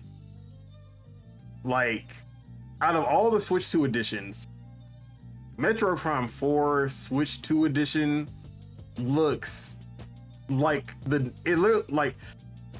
it was crazy, because Metro Prime 1, when we first saw it, we were like, bro, this looked like an Xbox One game. Like, it looked like it could have ran on Xbox One, PS4, and nobody would have thought otherwise. Then we see the Switch 2 edition of it, and we're like, oh, bro, this is reaching Series S levels, bro. Like, this is crazy. 4K, 60 frames. It looked like it got a little ray tracing in there. I ain't gonna jinx it, but it do look. I ain't gonna say, because then they gonna call me out. But it looked like they might got the full suite on that one. I ain't gonna lie. But yeah, shout out to Retro and Monolith, the graphic goats over at Nintendo for sure. All right, let's move on.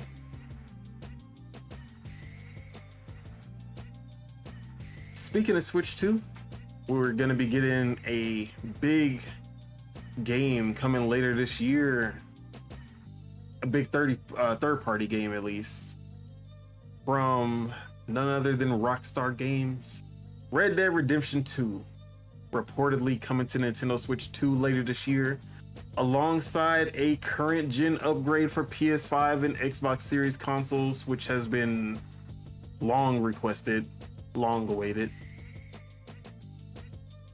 How are you feeling about Red Dead 2 on Nintendo Switch 2? Yeah. So this one, this actually excited me. I have. It's funny because I have Red Dead 2 on fucking every platform. I have it on PlayStation 4. I have it on Steam, and I have my Xbox copy. So that's also another one where I just have on fucking everything. But this is exciting because it can finally be 60 frames on the consoles. Yes. Are we gonna talk about the GTA 4 stuff, or? Yeah, we can talk about that too. I don't care about GTA 4, so I didn't even think about it. I mean, I don't care about Red Dead either, but it is. Yeah. I'm a little more excited about that one because I do have GTA 4, but it's still only 720p on the Xbox, even in backwards compatibility. So I would definitely like a little resolution bump, and a frame rate bump can just be it can just stay at 60. That's fine. But yeah, I'm a little more excited about that. But yeah, I'm excited that these two games are finally getting reportedly getting their next gen stuff. Seems like Rockstar is trying to remaster more of their games, which is always nice to see. Now we just need to get Bully back on the train, and maybe they can do that one racing game too. That'd be sick Midnight too. Club. Yeah, that one. That'd be pretty sick. But yeah, no, this is cool. Yeah, I don't care about either of these games. honestly.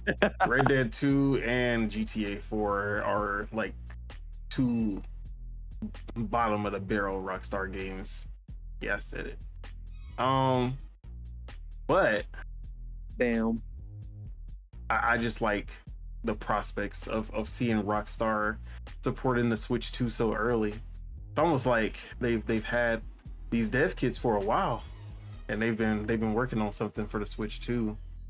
They've been working on getting that Rage engine ready to go for the Switch 2. I wonder why.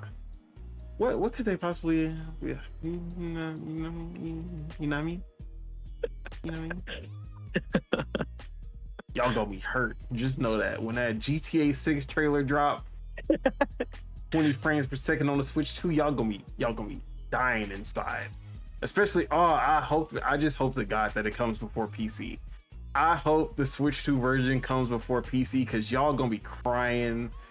I want to see y'all tears on the internet when GTA 6 comes to the Switch 2 before it comes to PC. Y'all gonna be hurt. I'm gonna be laughing my ass off. Just imagine like that trailer. It's gonna have like the logos of the PlayStation and Xbox, and then they just like move to the side, and it's just a Switch 2. That'd be crazy. Bro. That'd be a hype moment for sure. Game Awards, it's happening. We're gonna get that trailer. It's gonna happen. But yeah, man, that's all for that. Oh, actually, on the GTA 4 topic, before we move on, Mm-hmm. you know, there's a chance that Xbox might not get the updated version of GTA 4. Because you remember with Red Dead Redemption 1, they only did a PlayStation and Nintendo Switch release because Xbox already did the backwards compatibility. And they were like, oh, you don't need the remaster. You already got it. You already got your remaster. It's already playable on Xbox. It's cool. They could probably do the same thing with GTA 4. That would suck. Yeah, I just wanted to crush y'all dreams just a little bit. Just a tad bit. You feel me? All right. This one is for Lord Metroid specifically. This topic right here is specifically for Lord Metroid and all the other old people just like him. Because starting today, because it's already out in Game Pass right now, a variety of retro classics are coming to Xbox Game Pass through Ant Arcade. 50 plus games have now been added to Game Pass on PC and Xbox from Activision's back catalog that are now playable through it's called Xbox Retro Classics. It's a separate game app that kind of has like a rare replay kind of vibe. But it's using Ant Arcade as the kind of backup. So let's read the Xbox Wire post. Dean Shimabukuro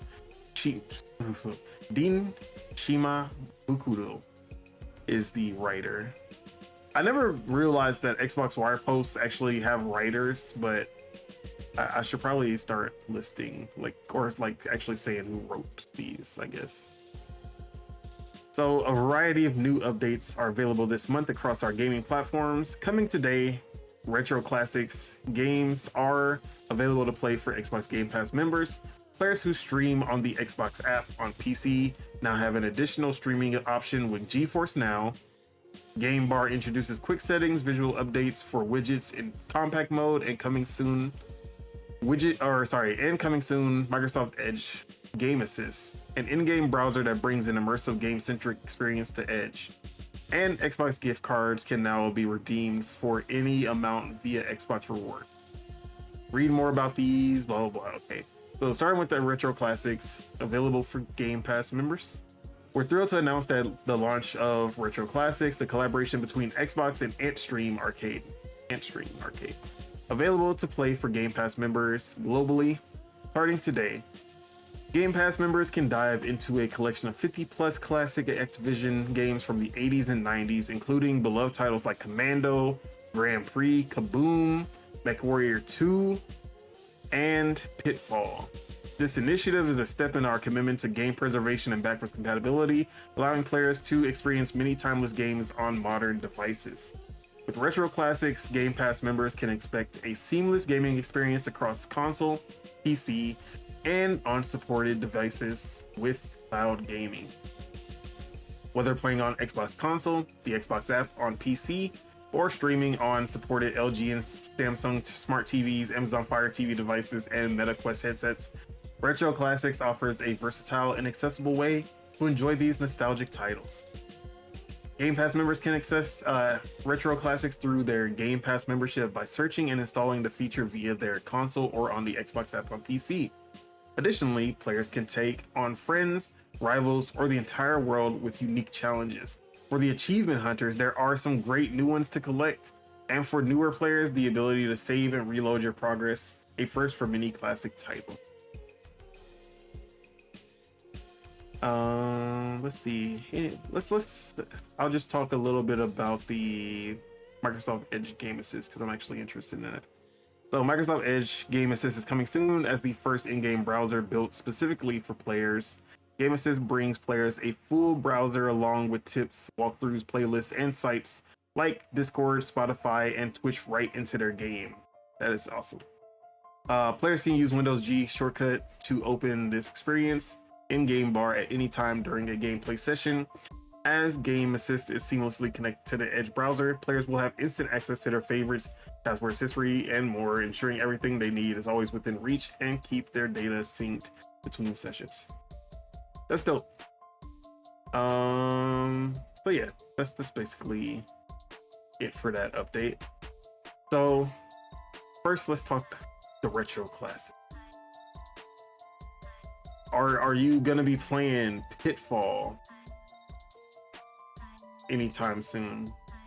Now that it's on Retro Classics. Come on, man! That was the original Uncharted. You ain't trying to get into Pitfall, bro. Respect your elders. Remember where you came from. I've never even heard of this game. Wait, you've never heard of Pitfall? I can't stand you young kids, bro. Y'all know where y'all came from. Pitfall. Hold on, I'm about to put Pitfall on the screen. We watching Pitfall gameplay. It's just a Pitfall video game? Yeah, just the first Pitfall. Atari 2600. This 2D ass game? Yeah. Look at this, bro. This is peak gaming. You see how he jumped over that hole? Nathan Drake could never. That's all. This shit look worse than Donkey Kong, bro. Ain't no fucking. Oh man, look at the rope physics. Look at the rope. Come on, man. Like we need to remember where we came from, guys. It wasn't always 4K 60 frames per second. Back in my day, it was 80p. That was it. 80p. I don't even think we had P's yet. It was like 80 Qs. 80 Qs. It was 12 hertz. You feel me? But we was eating back then. I ain't gonna lie. I ain't have no fucking Atari 2600. That's Lord Metroid. Super Nintendo is where I started. Or I guess NES. I had an NES, but we also had the Super Nintendo by the time I was sentient. So yeah, I've never played Pitfall. I'm not even gonna lie to you. This is a little too far back for me. But I love the idea. I'm not gonna lie. The idea of these classic games being there. This was not the Activision back compat drop that I was expecting, you know, when we were talking about having 50 plus Activision games drop into Game Pass. These were not the games that I was expecting, but you know, I'm not gonna hate. This is still cool to see. It won't be for me. Although I'll probably try it. Like, I'm probably gonna go in just because it's just interesting, you know. Wait, did you say each individual game has an achievement list, or is it just like the whole app has one? I think it's the app that has an achievement list, and you kind of, and a lot of them seem easy, and they're like 50 each. Like, play any game, 50. Unlock the original Xbox collectible, 50. Win a versus game challenge, 50. Set up a community challenge, 50. Win a medal on any supported challenge, 50. Like, if you want some easy achievement points, you might need to load up that retro classics. I ain't gonna lie. I might try this Pitfall game, right? I might try this Uncharted ass game, man. That's funny. I remember they tried to bring back Pitfall in a modern. Let me see. Was it on 360 or was it they made a Pitfall game? No, it was original Xbox. Okay, the Lost Expedition. I'm about to put that on this. I forgot. I never saw what this game was like, or I never played it, but I remember seeing this and be like, bro, ain't no way they making a new Pitfall. This was Uncharted before Uncharted, bro. I'm telling you, all these intros, damn. Bro, what? This actually is fully 3D. Yeah, that's what I'm saying. What the heck? Bro, Nathan Drake stole his whole swag from this. This is crazy. Hey, I ain't gonna lie. Activision, y'all should have put a case on them boys when Uncharted came out. Wait, why is this intro low-key like the first Uncharted game, though? Wait, hold up, and he's landing on... Bruh, this really is. Hey, yeah. Put a case on them boys. It's not too late. I'm not gonna lie, this shit actually kind of looks fun. See, if this was in there, I'll probably play it. This don't look bad. I ain't gonna lie. All right. So, other than the classics, obviously we're not gonna seriously play most of these, but the game assist coming to the Windows or Microsoft Edge and Game Bar. How you feeling about that? It's kind of very similar to the PlayStation 5's, I forgot what they call it, but it's basically the same thing where you can kind of get hints and search for like walkthroughs, things like that, to get through certain parts that you're in the game. Yeah. So it's kind of like ChatGPT, but for like game help. Yeah. Which is funny because you can literally use ChatGPT for game help if you want. But yeah.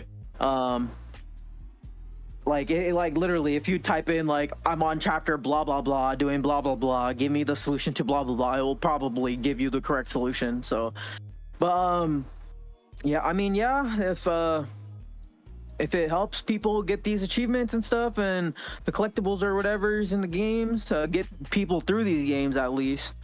Because what is it, like fucking 90% of gamers don't even beat their games. So, or it's like 90% of games don't even get beat or something like that. So some statistic, but yeah, I mean, I'm probably not going to use it because I already use like true achievements or like PSN profiles or stuff like that for those. But yeah, if it makes easy, then that's cool. I used it actually on the PlayStation a couple of times. Specifically when I was playing Astrobot and I got tired of looking for that like last bot or whatever. I was just like, fuck it, pull it up. Which was cool because ain't nobody got time to be going to YouTube doing all that shit. Every time. I like having it just there. So yeah, I thought it was cool on the PlayStation. I was like, you know what, Xbox actually does need something like that. So I'm glad that they do have something like that now. Sure. But yeah, those are the two from the May update that I thought were interesting. So I'm gonna watch any more of that. All right, let's move on to our next topic. This one is just me being happy that we're getting a half step measure to something that I really wanted with the Switch 2.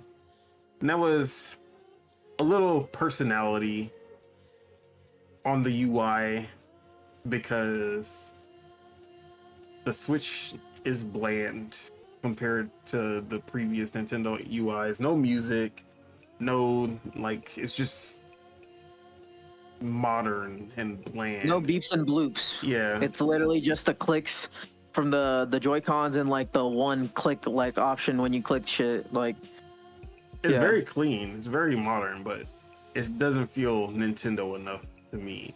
Yeah. And sure. the Switch 2 kind of did the Xbox Series X route of just taking that same UI and kind of changing it like very minuscule, but really just the same shit. But they did put out a video showcasing that they did add a little bit more personality. So let me pull that up so that we can hear it for ourselves.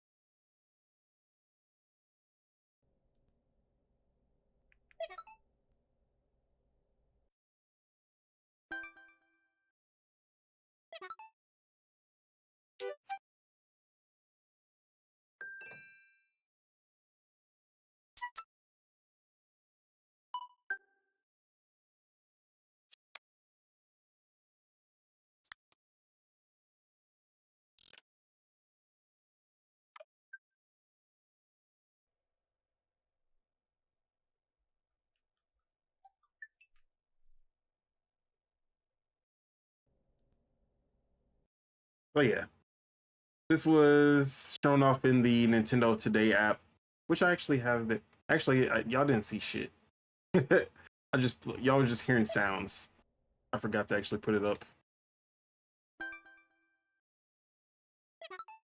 Oh wait, hold on. All right, let's try it.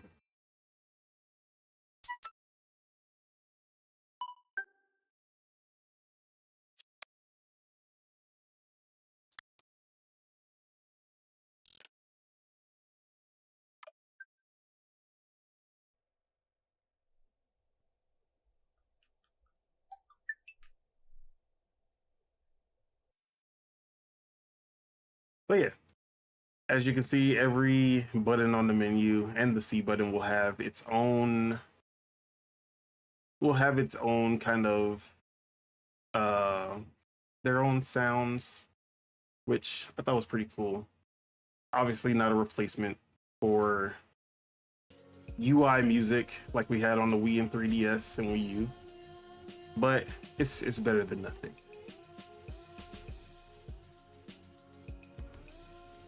Is it enough, Subeg? I mean, it's no Wii eShop music, that's for sure. But it's something. It gives it a little bit of character, like I like the shop ring. That one sounded nice to me. But yeah, add more and give us themes. I mean, even though it's like there's not much real estate in the background for a theme, but still, that'd be nice if we had something, you know, or if they had like Nintendo customized themes or something like that. Yeah, themes are a must. Yeah, we can't have music. Give us themes. Yeah. All right. I believe we got just a couple more. Jesus Christ. Okay. Let's be fast with this next one, which is Fast Fusion, which they gave a little bit more details about Fast Fusion, which will be at the Switch 2's launch.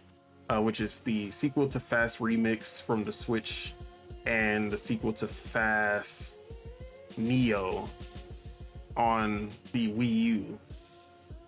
Fast Fusion will have 12 tracks total at launch with free content updates post-launch. It'll have different graphics modes that they detailed for each one. Performance mode, docked, will have 1080p 60 frames per second HDR. Balance mode, docked, will be 1440p 60 FPS HDR mode, or HDR. Which has me thinking, what are you gaining in the performance mode unless it's just unstable 60 in balance, which then that makes sense. Quality mode will be mix of 4K to 1080p, so dynamic resolution, 60 FPS, HDR. Menus and HUD will be in 4K. Then there's ultra quality, which will be 4K, fully 4K, 30 frames per second, HDR, super sharp visuals, ultra level of detail, ultra quality, 4K and 8K shadow maps. Then in handheld, you have performance at 1080p 60 HDR. And then also in handheld, you have just the ultra quality. You don't get balance or the other quality. You get ultra quality, 1080p, 30 frames per second, HDR, ultra level of detail, ultra quality, 4K, 8K shadow maps. So this is the only other, besides Rune Factory, this is the only other third-party game I'm looking forward to on the Switch 2 at launch. So I was happy to see that Shinin is still all about just being the most, like doing the most when it comes to their graphics and quality on Nintendo hardware.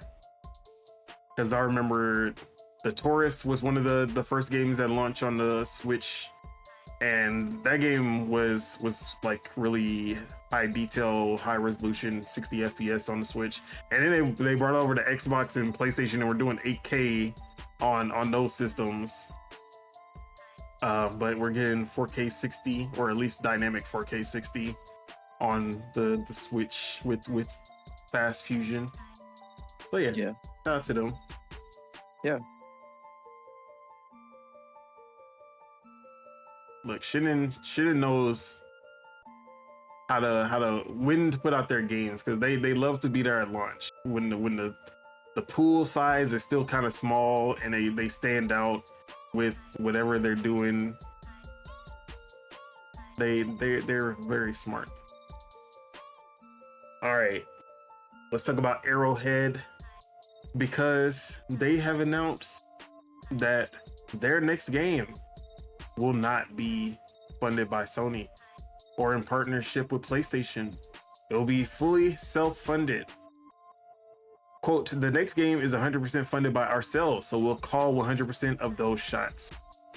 That is according, and then they also say that there is no bad blood between them and Sony.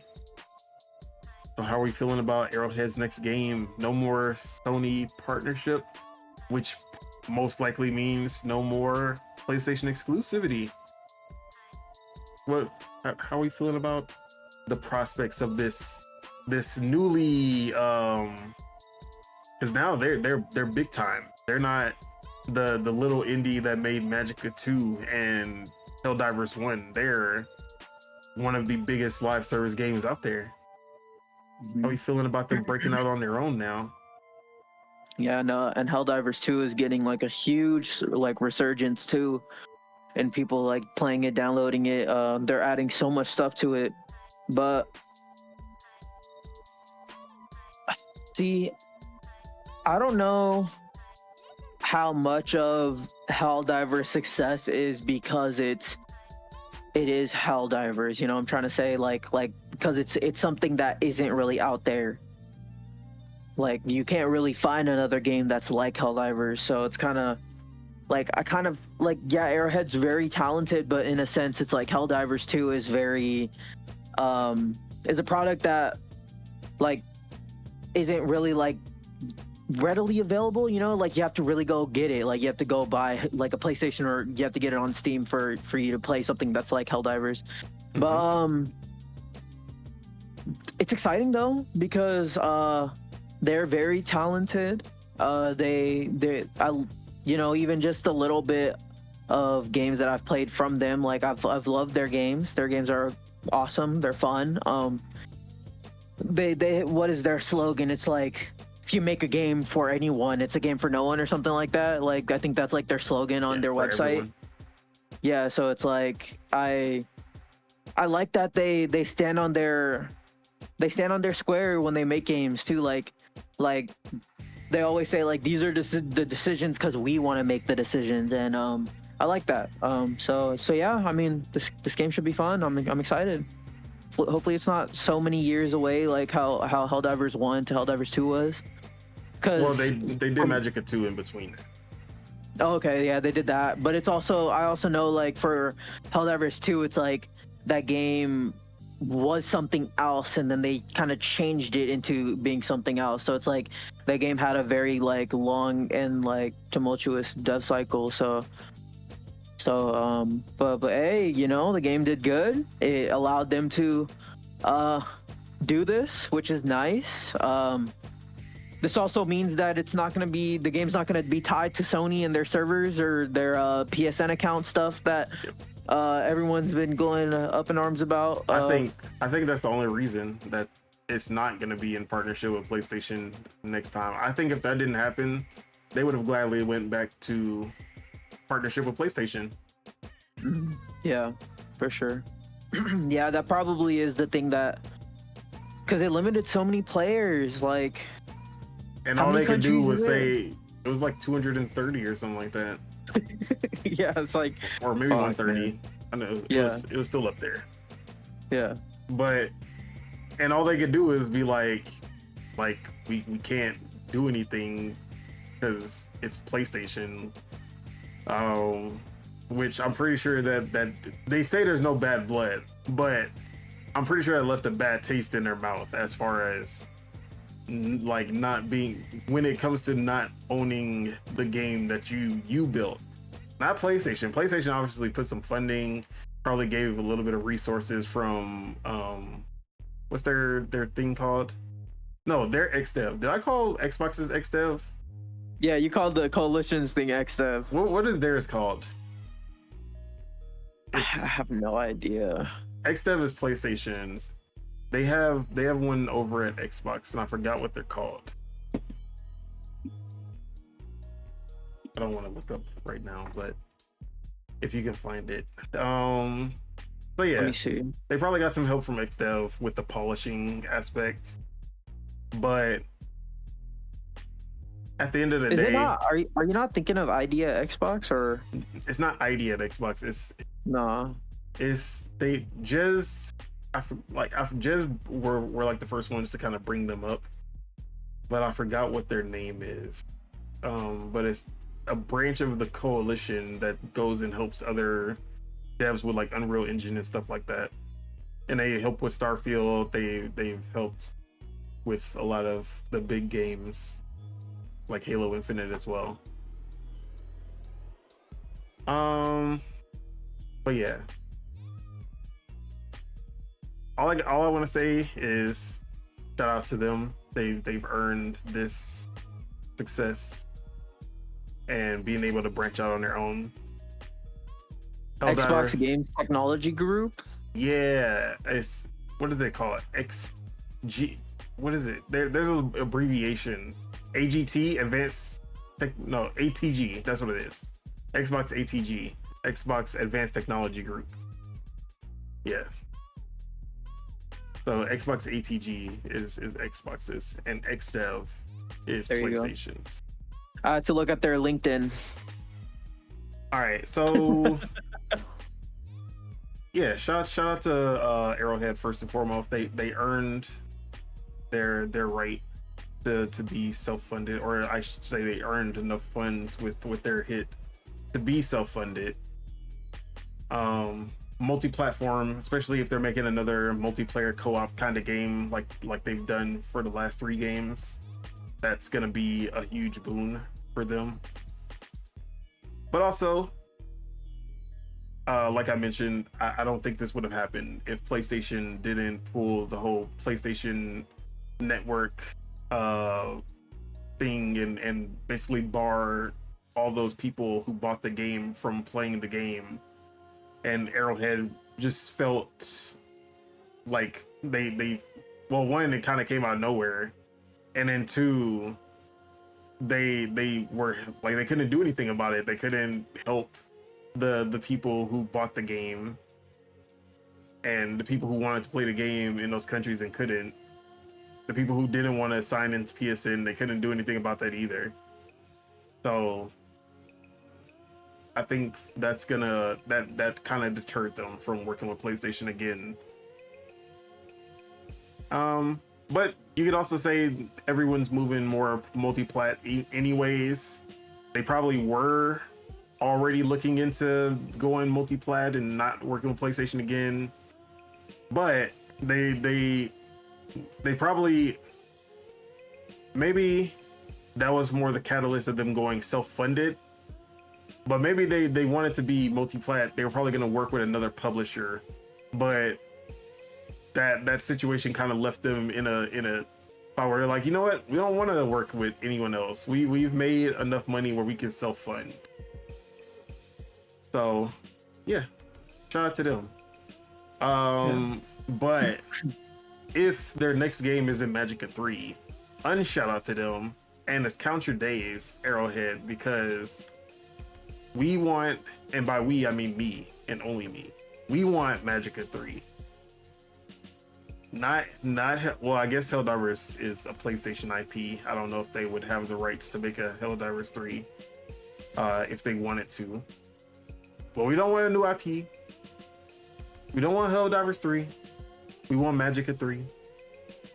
Bring Magicka 3 in that same style that you did Helldivers 2, with the same magic system from Magicka 1, not Magicka 2. Even though y'all didn't do Magicka 1, that was a different studio. Y'all need to take from Magicka 1 more than Magicka 2, because y'all did not do a better job than the original. But Magicka is better than Helldivers. That's all I gotta say. Magicka is one of the best co-op games ever made, and even to this day, the isometric version of Magicka 1 is still better than Helldivers 2 is. I'll say it. I stand on that. Make Magicka 3. That's all I gotta say. All right, let's move on to the big stuff. Finally. All right, let's talk about an iconic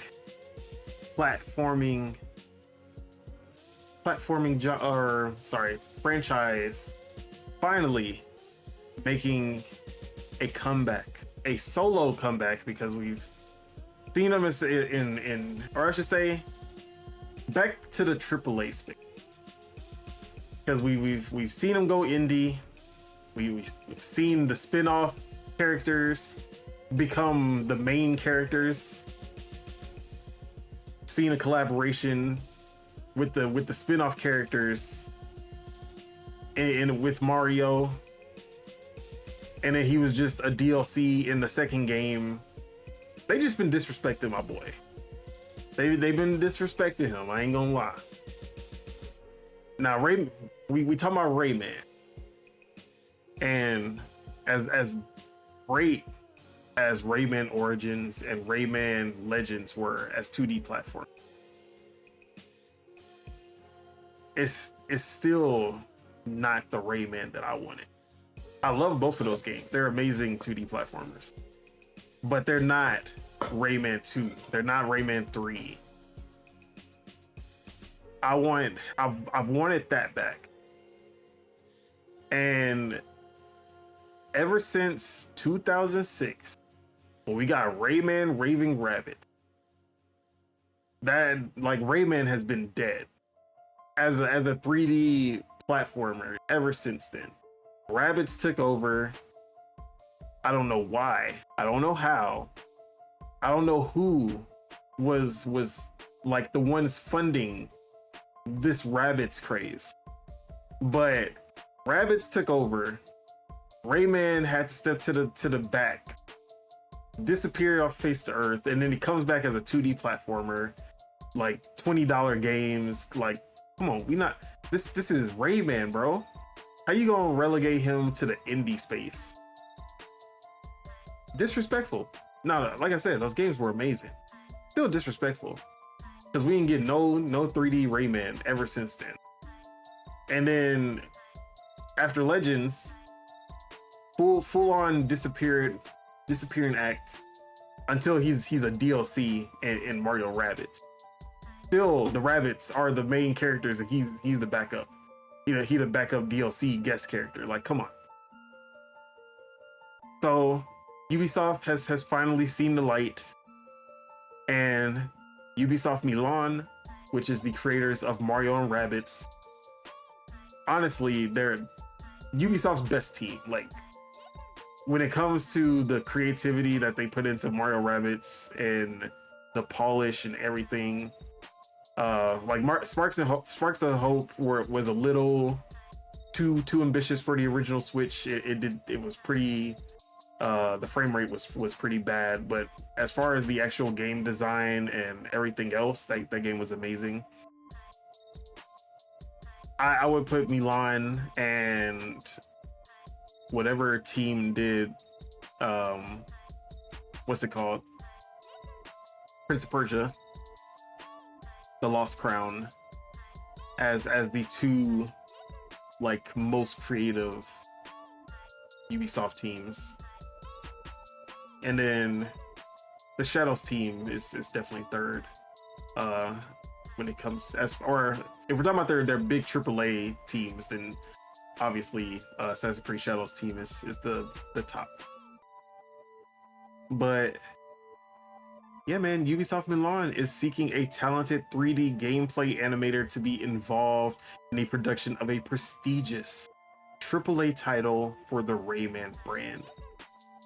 All of those words, just prestigious AAA title, 3D gameplay animator. Yes to all of this. Now, the only thing that's kind of like is the fact that they said for the Rayman brand, and that sound nasty, because Rabbids is a part of the Rayman brand. So I don't want this to be a Rayman Rabbids collaboration. And I want Rabbids to be anywhere in this game. Maybe maybe if it's an open world style game, they can be the Koroks in like Breath of the Wild, you know? Other than that, I don't want to see their face. I want Rayman to get his shine as he has deserved.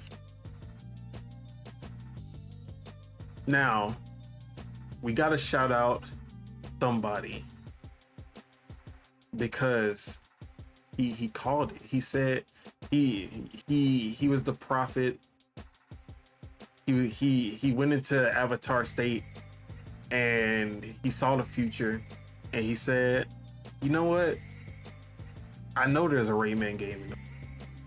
I was like, my man's bluffing. I was like, but I'm gonna let him have it. But it seems my man was not bluffing. You feel me? He knew it from the jump. Insider gaming, y'all don't got nothing on my man Subeg. My man Subeg came through, and now he's vindicated. Y'all ain't hear nobody talking about Rayman until Subeg said there's a Rayman in the works. And now we got the confirmation. How do you feel as the biggest insider in gaming right now? Yeah, no, I'm nowhere near that level, but it's nice. I've known that there's a Rayman game for a while. I just kind of assumed that it would be Nintendo's thing. I just kind of assumed that it would just be at whatever Nintendo was gonna show, but that didn't end up happening. Well, at least not yet. But hey, I mean, give it to me. I'll play it. I love platformers, man, and yes, fingers crossed for a 3D platformer. That's Rayman, no Rabbids. That's Rayman. I want the fact that it's a 3D for Rayman. Yeah, at least we got the 3D part. We don't know if it's a platformer. I mean, honestly, if it's an action game, I'm okay with that too, because Rayman kind of suits action. If it's an action game or a 3D platformer or 3D like an action platformer like Ratchet and Clank or something like that, I'm okay with all of those. Exactly. Yeah. Same. But the fact that it's a prestigious AAA 3D Rayman game, like they put in respect on my boy, like and because one thing I hated about Origins and Legends, the lack of power-ups. That was Rayman's thing. He had the power-ups, he had the different suits, and he would have the different platform and the different attacks, all of that. And that was just gone in the Origins and Legends games. So we need those transformations back. We need the power-ups. We need the suits. All of that needs to come back. And we know that Nintendo and Rayman have just been like, even counting Rabbids, Nintendo and Rayman have just been like this forever. Ever since the Wii. Rayman Rabbids, Wii exclusive. All the Rabbids games were Wii exclusives. Then Rayman Legends was supposed to be a Wii U exclusive. Obviously, that kind of fell through with the Wii U being the Wii U, and then Ubisoft kind of delaying the game a bunch of times. They ended up canceling that deal, and Rayman Legends ended up being multi-platform. But it was originally supposed to be a Wii U exclusive.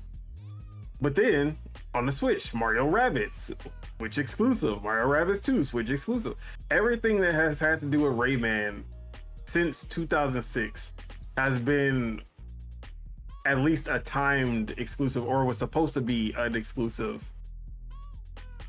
So it wouldn't be too far off to assume that this might be an exclusive, at least timed exclusive for the Switch 2. What you thinking? I mean, yeah, it would be right at home on it, honestly. Now, will any Nintendo characters make an appearance in this? Will this be another collaboration? If it is a Nintendo Switch exclusive, or is this just a solo Rayman game? I'm inclined to say if it is a Switch exclusive, that it would probably have some sort of Nintendo IP alongside it, or with it, or included in it, or something. But I don't know. But that's all dependent. That's all if it is a Switch exclusive. Yeah, I don't think we're gonna. I think it is gonna be Switch exclusive, and I don't think we're gonna see any Mario or any Nintendo characters in. I think it's just gonna be Rayman. But Ubisoft just has a good enough relationship with Nintendo, and it being a 3D platformer, possibly, it just works as like. Nintendo fans will buy Nintendo exclusive. That's kind of, if Nintendo has a hand in it and they're pushing it, Nintendo fans will usually show out for it. More than if it was like a multi-plat game. We saw this with Octopath Traveler 2.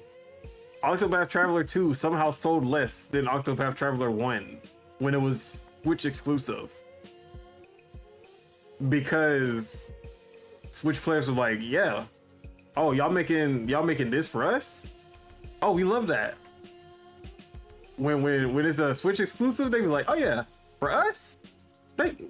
But then when it's for everybody, they're like, oh yeah, y'all can have that. We don't need that. What's that? Nah. It ain't it don't got my name on it. It's this bowl of candy for everybody. Nah. But gift wrap the candy. Give it to a Nintendo fan. Oh, for us? Thank you. Yeah, I love this. So yeah. Put that bow on it, Ubisoft. Put that bow on it. We take those. Anything else you want to say on Rayman?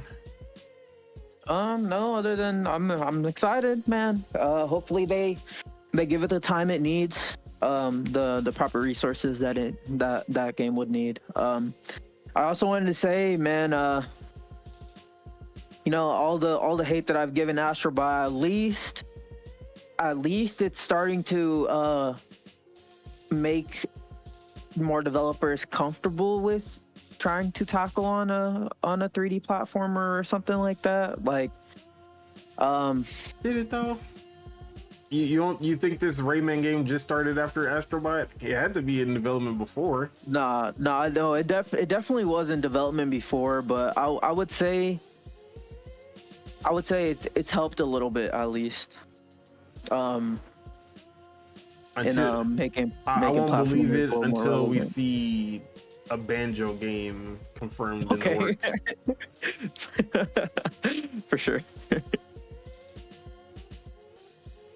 All right, let's talk Obsidian because they lost a big name for them. Mm-hmm. Harry Patel, the avowed game director, has left Obsidian Entertainment for Netflix-owned Night School Studio. This is exactly what I was just talking about earlier, about instead of hiring someone who's already at Night School Studio to be the game director, they hire from another company to be the game director over at a company that they've never worked for. But anyways, Harry Patel was the director of Avowed, which me and Subeg both enjoyed. Mm-hmm. And a lot of people enjoyed this game. It wasn't, there were some things that could have been better, but gameplay wise, the like art style, I love the art style of it. Besides like the character faces, stuff like that, but more the art style rather than the actual like graphics and details. The environments were amazing. The draw distance was amazing. That night sky was amazing. It's a very beautiful game. Still one of the most beautiful games that I've played, even if graphically it's not as intensive as a lot of these other games. But yeah, I love the direction that Harry Patel took the game.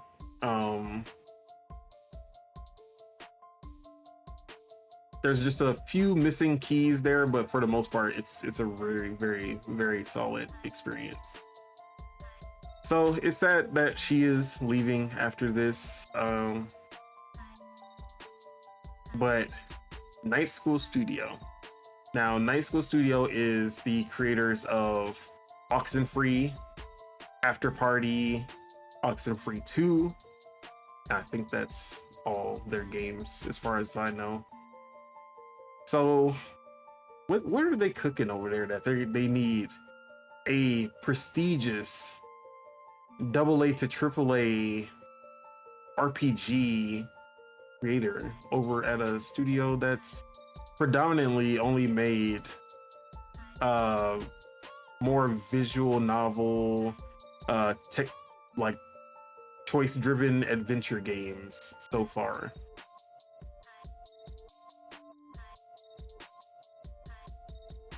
Yeah, I don't know. Yeah, Netflix is definitely an interesting pull. Their games, when you play them on there, you stream them, right? Yes. I don't know, man. does this mean that they're gonna make like a AAA game? It's gonna be a Telltale type experience. They're gonna go full Telltale or full Supermassive. Cool. What's the other one?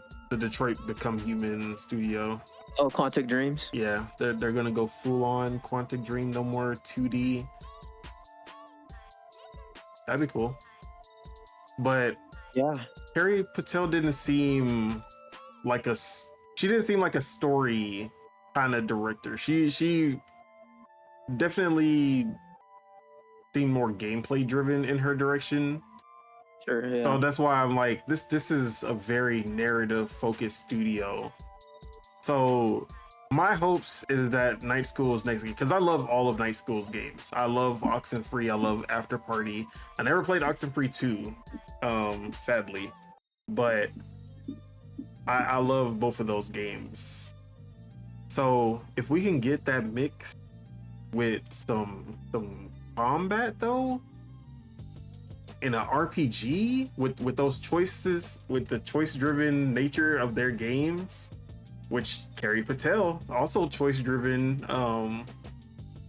Actually, that might actually make more sense because Avowed is definitely a choice-driven kind of game, and that might be more what they wanted her for. Interesting. So many possibilities that could go with Night School's next game. I'm actually excited to see what Carrie Patel does over there. Still sad about her leaving Obsidian, because I want an Avowed 2 that fleshes out all the little things that they missed. And hopefully there's someone who worked on Avowed who can take over and keep that same vision while just building it instead of like making an Avowed 2 that feels like something else. But yeah, that's really all I had to say on that. Anything you wanted to add? Nah. I mean, yeah, it sucks, but I feel like, you know, what was telling to me was the Avowed roadmap.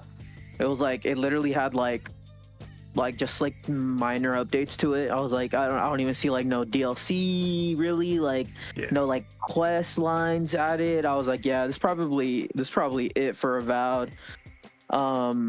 But yeah, this kind of just makes me feel like they're moving on. They're probably done with it.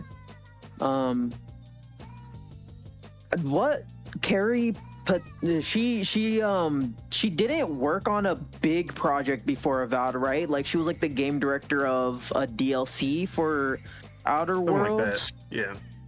Yeah. So. Yeah, I think she did the mystery one. I forget what it was called. Yeah. The so murder on something. She did that one. Yeah. But this doesn't worry me though for Obsidian because they still got their main guys there. Yeah. Sure. So yeah, so I'm okay with it. Yeah, I'm not worried about any like Obsidian at all. Yeah. Because a lot of their heads, they've moved up through the company to get there. Like Carrie Patel, obviously she worked on DLC and then she became the director of Avowed afterwards. That's how they operate. They usually have a lot of their people move up through the ranks, which I like. So I'm pretty sure someone who worked on Avowed will step up if there's ever going to be an Avowed 2. But yeah, let's go ahead and move on to some Nintendo talk.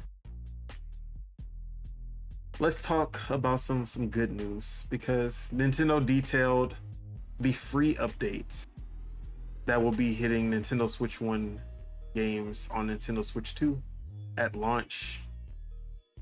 So I'll go through the list. We got ARMS, which will be a visual and frame rate update along with HDR support. Visuals just mean they don't give hard numbers. They just say optimized for the Nintendo Switch 2 display and high resolution TVs for improved image quality. Most likely a resolution bump. And then frame rate optimized for Nintendo Switch 2 for smoother movement, which more than likely means they've increased the frame rate. Which ARMS was already 60 FPS, so I guess we're getting 120 frames when ARMS hits the Nintendo Switch 2. And then we get an HDR support as well. Big Brain Academy, Brain vs. Brain, will get game share support, and that is it. Captain Toad Treasure Tracker will be getting visuals and HDR updates. No frame rate, but it was already at 60, so not really a big deal. It will also get game share support for 2 players. Clubhouse Games will also just be getting game share support for 34 out of 51 games. Game Builder Garage will be getting a visual update, but also supporting Joy-Con 2 mouse controls, which for that game, since you literally are using like a PC kind of interface to create games, that is a boon for sure. New Super Mario Bros. Deluxe, bro, my fucking eyes itching right now. All right, New Super Mario Bros. U Deluxe is getting a visual update, and that is it. It is 60 FPS, so not too big of a deal. Pokemon Scarlet and Violet visual and frame rate update. The ones it finally happened. The ones that everyone has been telling Game Freak to fix. They gave you the update. Then we have Super Mario 3D World plus Bowser's Fury visual and frame rate update, especially in the Bowser's Fury DLC, because that is 30 frames per second in the DLC, even though it's 60 frames per second in the main game. And game share support for up to 4 players on Super Mario 3D World, but in Bowser's Fury, it's only 2 players, where one controls Mario, one controls Bowser Jr. Then we got Super Mario Odyssey, where there will be a visual and HDR support update. No frames, but again, 60 FPS, so not too big of a deal. It'll have 2 players support, where one person can control Mario and one player can control Cappy. Now, the thing I'm kind of, I want to see the new game share options for these games in action, because there's no online play for Super Mario Odyssey or for Bowser's Fury.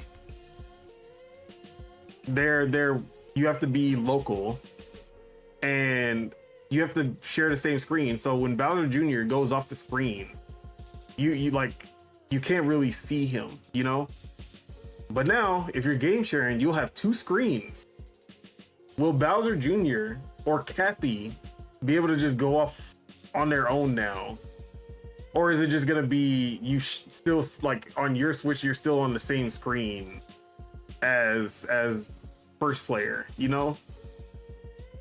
I'm hoping at least with Bowser's Fury, like, they make it so that Bowser Jr. can, like, go off and do whatever he wants, instead of being, like, tethered to the same screen.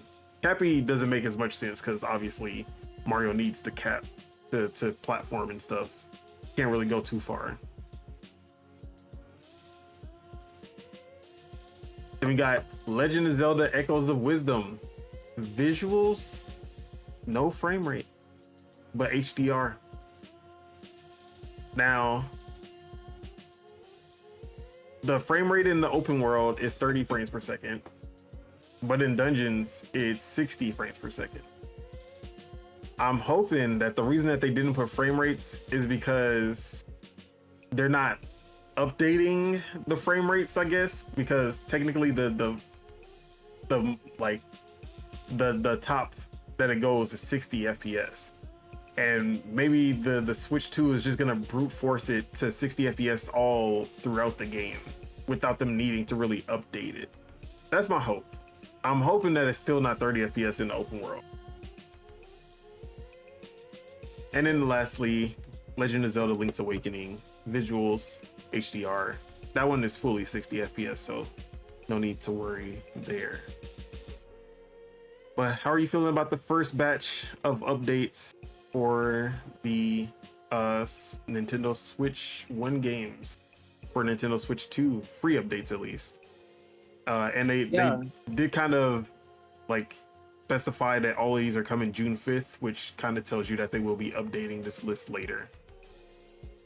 Sure.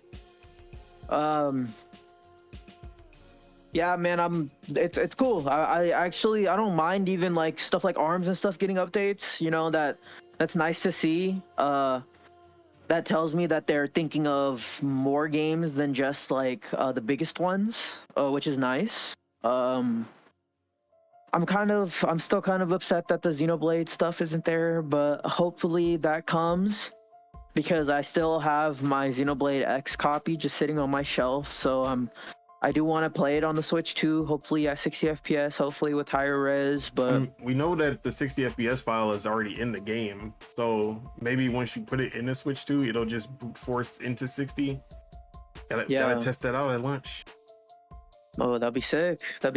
But I'm happy with these. I'm especially happy to see Scarlet Violet. I'm gonna probably get one of those now because I still don't even have them. So since they're gonna be better on there, I'll probably cop them. But yeah, no, this is cool. I'm happy with it. Now, I'm gonna burst your bubble there. Okay. Because have you seen the Nintendo Switch 2 versions of Pokemon Scarlet and Violet? I think so, yeah. Okay. Well, the frame rate is definitely going to be fixed. So I guess there's something there. But if you were hoping for the visuals to not look like shit, well, we don't have a game for you, because it still looks like shit. Specifically, the mountain textures. That's really what pisses me off the most about Scarlet. These I don't even know, like, when I tell you that I used Unreal Engine and I was just like using the like kind of shaders and like making mountains and stuff and just meshing stuff together, and me with 1 hour of experience making mountains in Unreal Engine, I was able to get mountains that looked 100 times better than these shitty ass mountains that they got in this game. Where are the textures? Y'all couldn't add textures onto this update. Y'all just bumped the resolution and called it a day. You lazy fucks. Where are the textures at? They said this was a visual glitch. If this is a glitch, why is it still... First off, if this was supposed to be a glitch, why is it still there on the Nintendo Switch 2? Secondly, why would you send the screenshot of the Switch 2 version with these shitty ass mountains in the background? You could have kept this first image with the city where, you know, it don't look... Oh, you can kind of see them trash mountains in the background too. I realize that. Bro, what is this? I'll never forgive Game Freak for this, bro. I don't even care about graphics like that, but this is too far. Look at the mountains. Look at the mountains. Like, ah, man. And then the funny part is, like, I saw the side by side between the Switch 2 version and the Switch 1 version, and it's literally it's a night and day difference. That's how bad the Switch 1 version was, because it's still a night and day difference when you look at the Switch 2 version. It's that much better that you can tell the difference between them. It's upsetting that these, because I know these games are good as far as like Pokemon games go. I will never play them. I have it. I still have it. I'm not playing it. I was hoping that this update would be the one, but obviously not. So yeah, it's still count your days, Game Freak. Y'all still got me fucked up.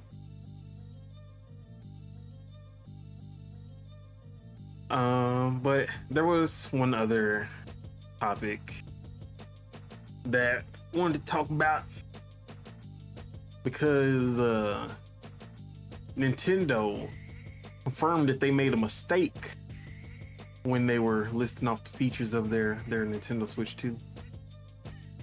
And that mistake was that they listed VRR for docked and handheld. Well, turns out that VRR will be a handheld only feature at launch. Why?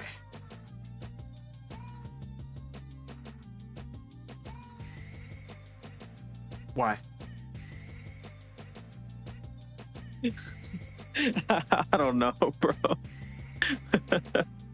It's I was looking at it. It could be, maybe has to do something with them using a specific HDMI 2.0 port. I was either looking at that, or it's like they haven't like, or maybe it's like something like the dock gets too hot if it tries to output the VRR or something. I don't know, bro. Like, I was trying to research it, but it's like I couldn't really come to like an actual like a answer other than the fact that it's something on the okay, I don't want to say that. I was gonna say that it could be patched in is what is what pretty much like the conclusion was for my like research on like what's going on with this. But HDMI 2.0 supports it. Mm-hmm. The handheld supports it. Mm-hmm. The port should support it, like on the Switch 2. So yeah, I'm just hoping that it's something that gets patched in. Yeah, this is definitely a NWD, a Nintendo weird decision, and I don't know what it is why they would even come to this decision in the first place. I can understand not having VRR at all. Like, that seems like something, and it just seems like a normal thing Nintendo would do.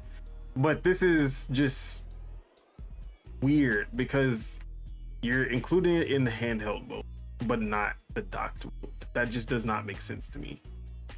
I'm pretty sure if there was no VRR at all, most people wouldn't even care. We would just be like, oh, we wouldn't even notice, honestly.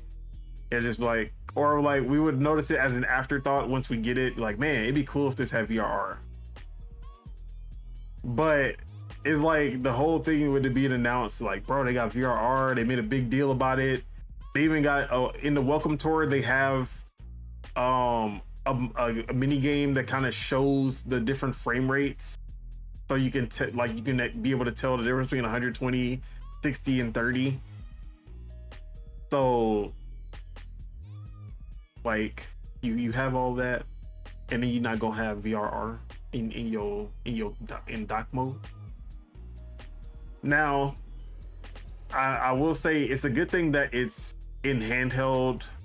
Like, if it had to be one or the other, I'm glad it's in handheld instead of dock, because handheld obviously needs the extra boost in power, or like it's missing, or I shouldn't say missing, it's reduced power. Like it's not outputting at the same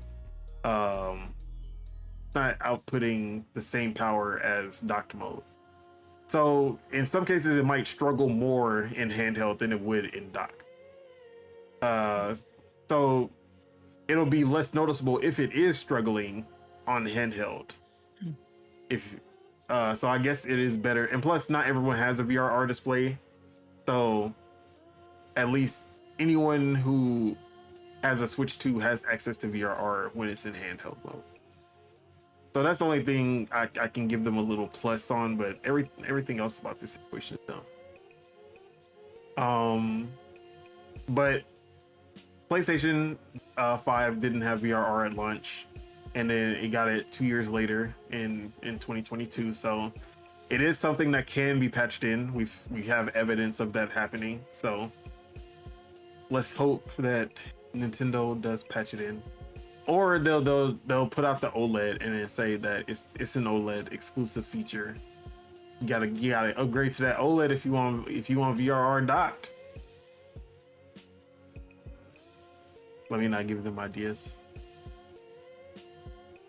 All right, two more topics, guys. Two more. Oh, actually, one last update on a Nintendo topic, because this kind of came up, and I saw something, nothing official. It was from just a random YouTube comment, but it made sense, so I wanted to bring it up. We might actually have a real legitimate reason for why the Switch 2 only supports 64 gigabyte cartridges. Have you seen this going around? Mm-mm. So we know that the cartridges they're literally built to match or it's not even that the cartridges are like, the Switch 1 cartridges are just micro SD cards. They're literally just micro SD cards with the extra kind of encryption and everything to fight piracy. But they're micro SD cards inside of those cartridges. They're basically just kind of they're using the same specs. They're using everything. That's all it is. So the Switch 2 is obviously a micro SD express card. They're the cartridges, because they have to match those speeds. So if the Switch 2 cartridges are micro SD express cards, which they're just putting their own casing on it and encryption and everything, then it makes sense now why there are nothing below 64 gigs, because there are no 32 gigabyte or under micro SD express cards. 64 gigabyte micro SD express cards are that is the lowest that they go. And I literally looked this up. I literally I looked up everywhere to see if there was a 32 gigabyte micro SD express card. There aren't any. Micro SD express literally starts at 64 gigabytes. So if that is the case, that is the reason that we don't have any of the cards under 64. Micro SD cards, they come in all sizes, because they're cheap, and for the most part the like, you can use them in almost anything, and they come in those different form factors, because there are a lot of devices that only need 2 gigabytes, but most devices using express cards are like cameras that need a big storage, usually for videos, and now gaming, which obviously needs big storage as well. So that comment put a lot of things into perspective as to why we don't have anything below 64 gigabyte cartridges. So What do you think about that theory? Yeah. It probably cost them so much just to if Nintendo would want to manufacture like lower ones, like they'd probably have to do like a really specialized like line for it, and then that would probably drive the costs up for those specific ones. So Nintendo doesn't make the cartridges, like or I shouldn't say they don't, like they use the storage that's already there, and then they just build the cartridges around it. So it's not like they're manufacturing. They could manufacture their own 32 gigabyte cartridges, but that would be way more expensive because they'd have to build all of that out. They'd have to build their own production lines to do that. And they'd basically have to kind of make their own store, like their own kind of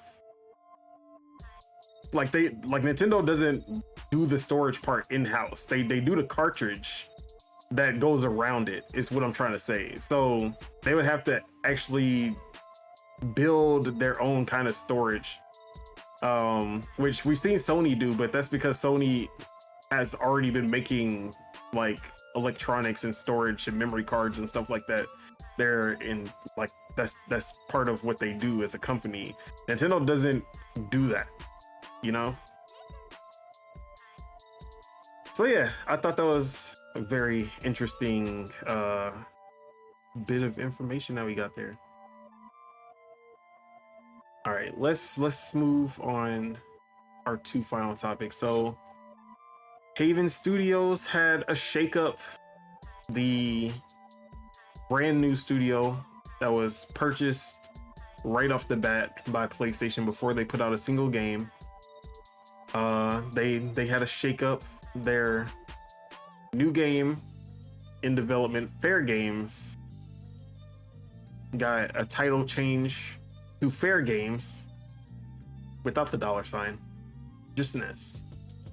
But also, Jade Raymond, the head of Haven Studios, the founder of Haven Studios, has left after not putting out a single game for the 15th year in a row.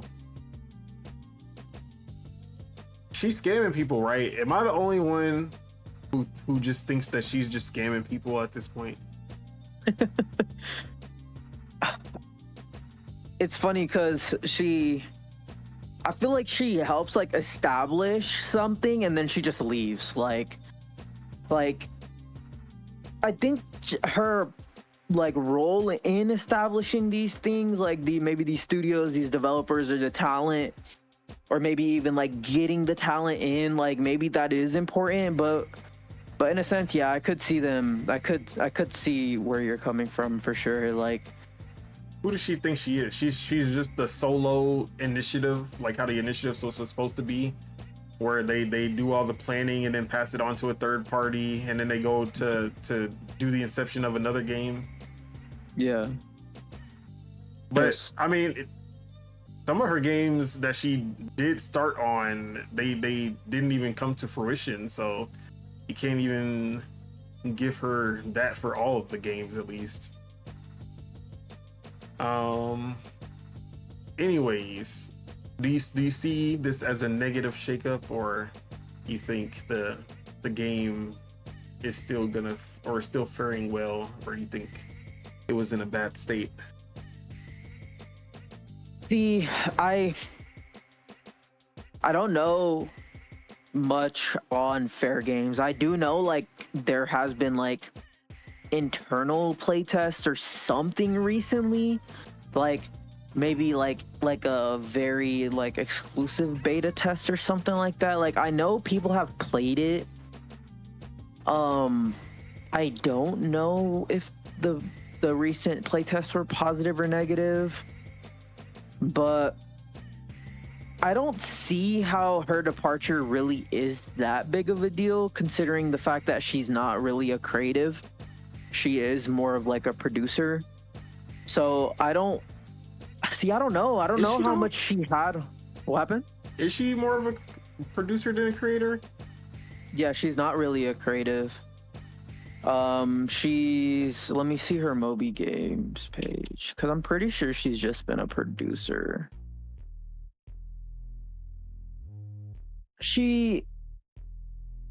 Okay, so she was a programmer as well.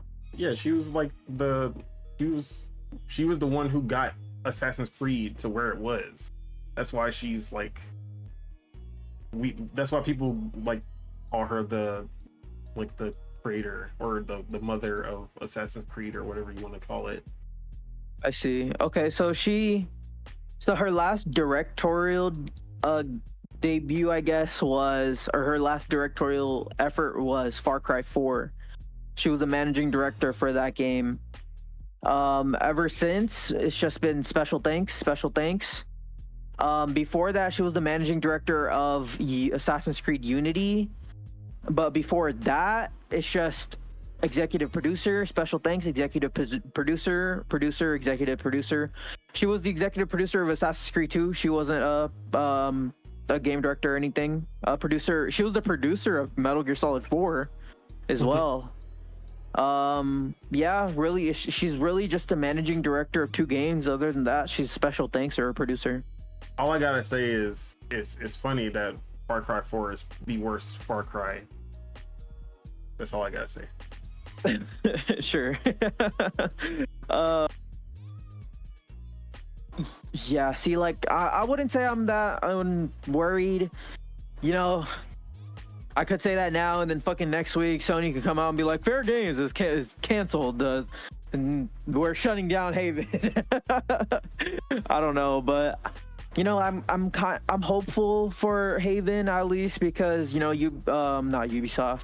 Canada has a lot of talent. They have a lot of game dev talent. It's relatively cheaper to make games there. There is a lot of talent pool there. Quebec, I think, is where Haven's at. They have a lot of talented developers, so it's a nice place to be for Sony, for sure. So, fingers crossed. Yeah, I don't think this is gonna make or break the game. I think the game is basically set up for failure. But I do think that they're gonna they're redoing everything in this game. I think they're repurposing this game entirely, because this game was supposed to be like an extraction heist kind of game, and that was their big AAA extraction heist game, and now Bungie, big AAA extraction game with Marathon, and now with all the stuff going on in Marathon, I think they're trying to steer clear from that genre for a while. So I think they're kind of trying to figure out how to shape it into something else. At least that's how I see it. But anything else you want to add before we get to our last topic? Nah, not really. All right, let's talk Marathon. We've heard everyone's heard this anti-real independent artist came out and professed that, or persecuted Bungie for stealing their artwork, their assets, their visual style, their visual identity, everything that we know of Bungie's amazing, in my opinion, art style comes from Anti-Real's work. Even going as far as just put it like they were literally taking markings and text and everything from her artwork and putting it in assets in the game, like not even trying. And that broke the internet for a while, and then Bungie had a live stream literally the next day. They came on live stream and just to like get the points that they kind of made, They said that an ex-Bungie artist used assets belonging to Anti-Real without any permission or acknowledgement. And he said, at this point, it's a very small set of our assets. The decals themselves are placed on the sides of buildings or crates or something like that. We absolutely do need to replace them. Said we're confident that the majority of the assets in that capacity are original and were created by our internal artists.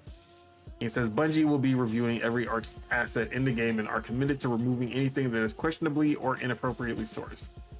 Bungie has reached out to Anti-Real and said we would love to work with Anti-Real if the opportunity presents itself.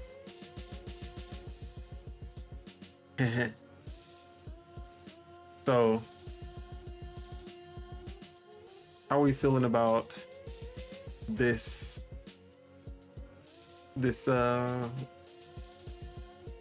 what do we even call this? This fucking catastrophe, this debacle, this freaking whatever is happening. Yeah, it's pretty crazy, man.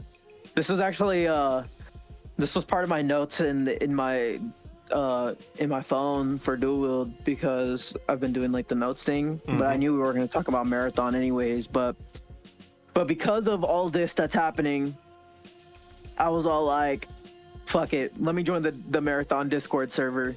I was like, if it's madness in there, I want to be a part of this madness, right? So I fucking I was seeing it in the Xbox 2 Discord server first. Like, people were saying like the Marathon Discord server was popping off, so I was like, let me see what's happening. And bro, it was a shit show for like a whole day almost. Like, bro, no moderators in sight.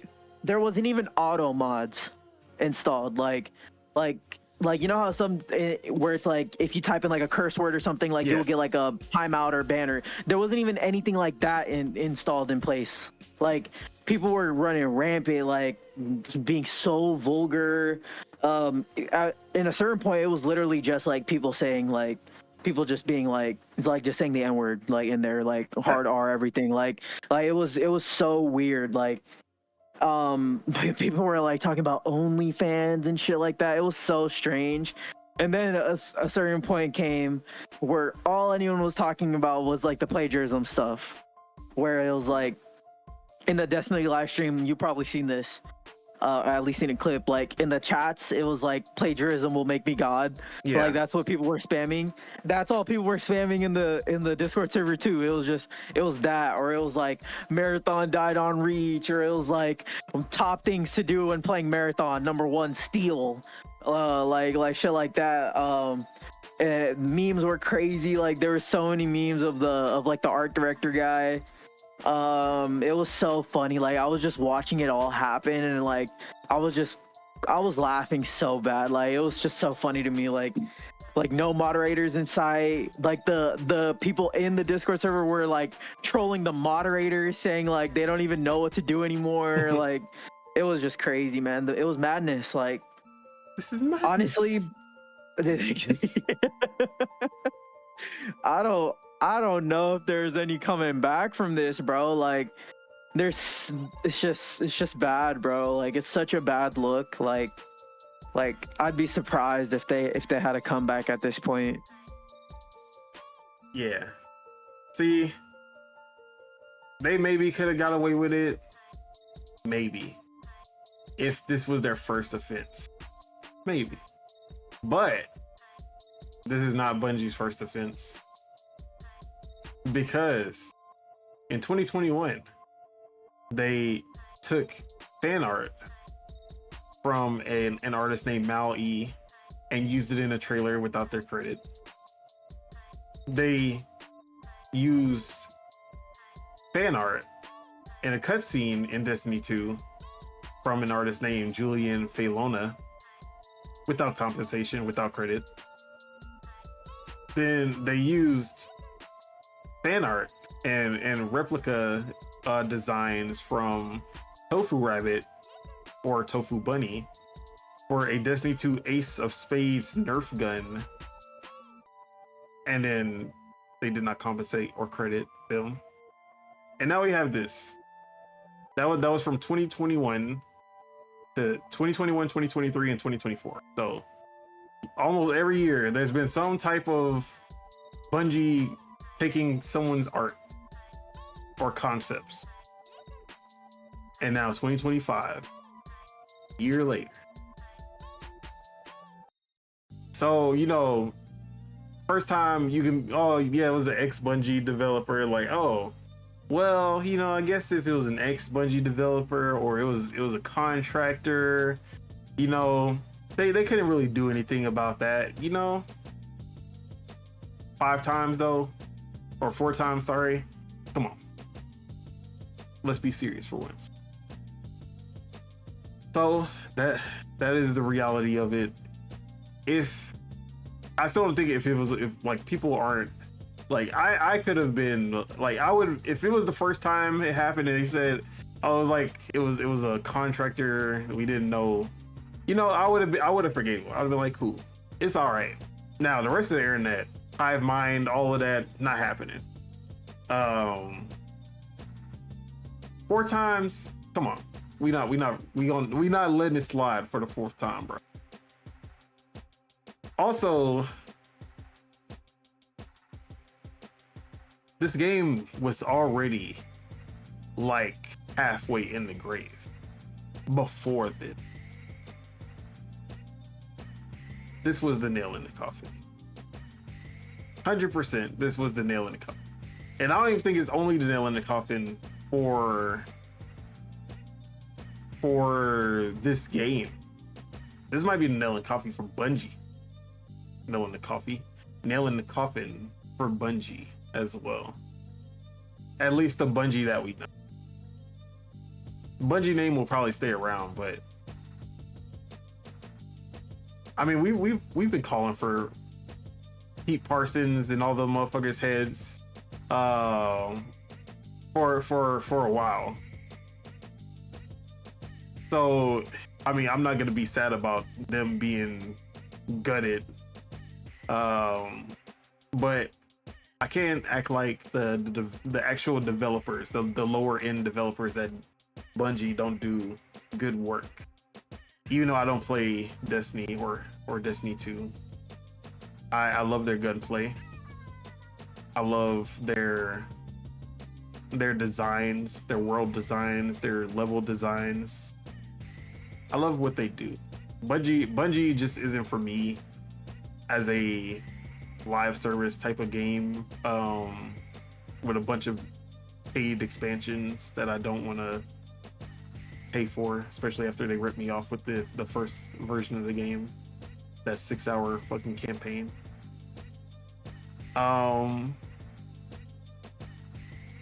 So if like they were to just like gut everything or, you know, like completely shut down the studio, I'd be sad about that. Would it be deserved? A little, just a tad bit. They kind of brought it onto themselves. And I should say it's the people at the top of Bungie that have been the worst. Because we literally talked about it earlier. The whole issue with Marathon is that the developers kept telling them this game is not gonna work. And Pete Parsons and all these other guys at the top kept saying, nah, we got this. We know what we're doing. That's why you need to, that exactly what Monolith Soft programmer said, that bottom up structure is the real way. For any, I shouldn't say for any company, but for most companies, bottom up structure is the way to go. Because who knows more? Like you can try to say you know more because you've gotten to a position where you are the head of the company, or you are in charge of all of these people. But you don't know everything. One person cannot always know everything. You have to, if 80 people are telling you this isn't gonna work, 200 people are telling you this isn't gonna work, 300 people are telling you this ain't gonna work, and you're still like, you know what? They don't know any better. I know best.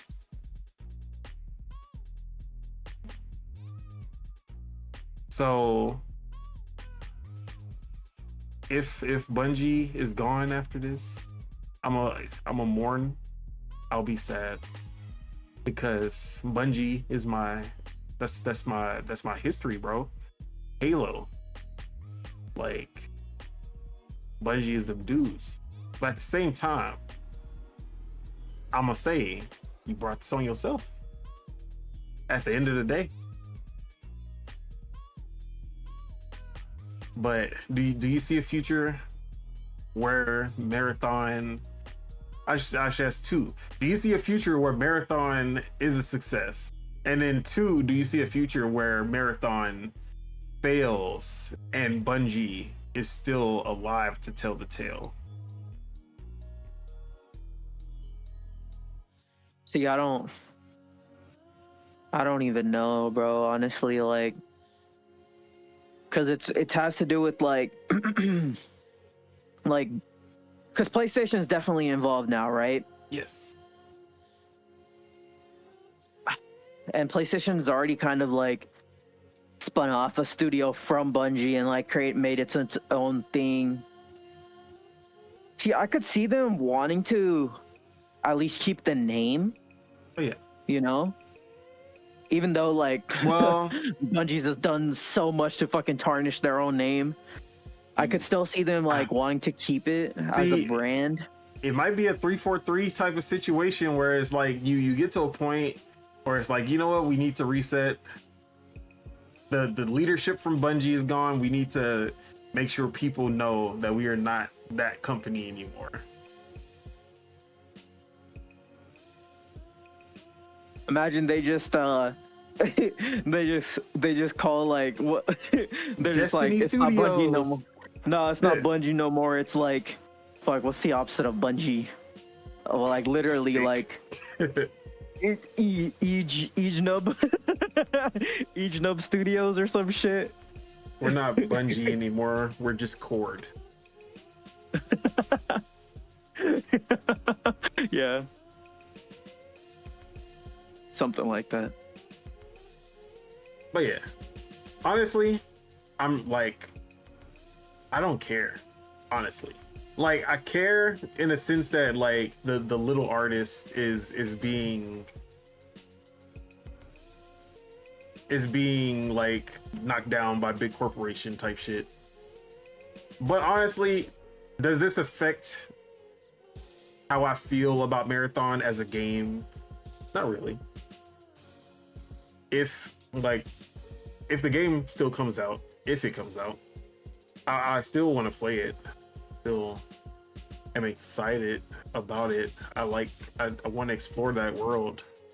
Now I want to get into these betas so I can actually play it, but they keep pulling me. But I have interest in playing this game even still. It hasn't affected how I feel about that game at all. Now, I feel like, for the most part, the vocal people on the internet who were talking about this also weren't really. They were either already on the Marathon hate train, or they were never getting the game and they jumped on to the Marathon hate train because of this. And then there are the people who were all in on Marathon, but they gotta follow the wave, and the wave is to hate Marathon, and they were like, you know what, we hating Marathon today, and they still play in the alpha. They play in the alpha and tweeting plagiarism will make me God at the same time, because gamers are hypocritical. We know it. Y'all can stop acting like y'all aren't. It's just like the whole thing with Randy Pitchford and the $80 games and Persona from What's Up PlayStation was like, a lot of you dudes over here bitching about Randy Pitchford's comments, and y'all got Mario Kart pre-ordered. So like, why are y'all even talking about his comments in the first place? And like I was saying, he didn't say anything wrong, because you could also say a real fan would buy the $200 collector's of their favorite game. If they're a real fan, you gonna get that $200 collector's edition. If you a real fan, you gonna buy a $350 statue that probably only costs $50 to make, because you a real fan. Now, does that sound that negative when I say it like that? Because it is like, who else is gonna buy a $350 collection of a game? A real fan. Now, that doesn't mean if you don't buy it, you're a fake fan at the same time. Or I guess you can be a really, really, really big fan of something, but just not be able to afford that. So I guess there is I understand where people are coming from, where when you talk about price of something, but a lot of broke people will still buy stuff like that because they care more about that than their own well-being. They'll make it happen, just like Randy Pitchford said. And most of these gamers do not actually care about this. If Anti-Real only had 10 likes from that post, and like the people who saw it were like, damn, that's crazy, and like for whatever reason it never spread, most people would like look at it kind of like, damn, that sucks, and then just go about their day. I ain't gonna like, but once it hits like viral, then people will start to actually care, because they see people that they follow caring about it and making a big deal about it, and they're like, oh, I guess this is what we're doing today. Now, I'm not trying to invalidate that people actually like. There are people who definitely do care. There are people who probably who were marathon fans who probably aren't anymore, or they were fans of Bungie who probably aren't anymore. But then again, this has already happened 3 times and you were still a fan of Bungie. So, you know, that's where it really comes. This happened 3 times already, but they were still fans of Bungie's. But now the 4th time is where they draw the line. That's a, like, we need to act like, we need to stop pretending to be activists whenever stuff like this happens. But then let's say Rockstar were to do this with GTA 6.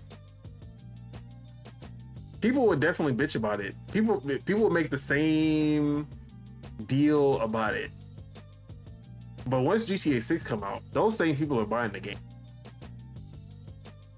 The only difference is that Marathon was already blacklisted by almost everyone.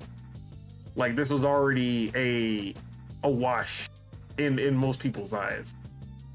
If Marathon was a GTA 6 level game, we would still see the same outrage. But come launch, those same people would be buying that game. That's all I gotta say. So when I say I don't care, it didn't affect the game, it's not that I feel for the artist, for sure. But at the end of the day, corporations gonna corporate, they gonna do foul things because they're corporations. Foul things in the eyes of us lowly people. Because that's just what they do.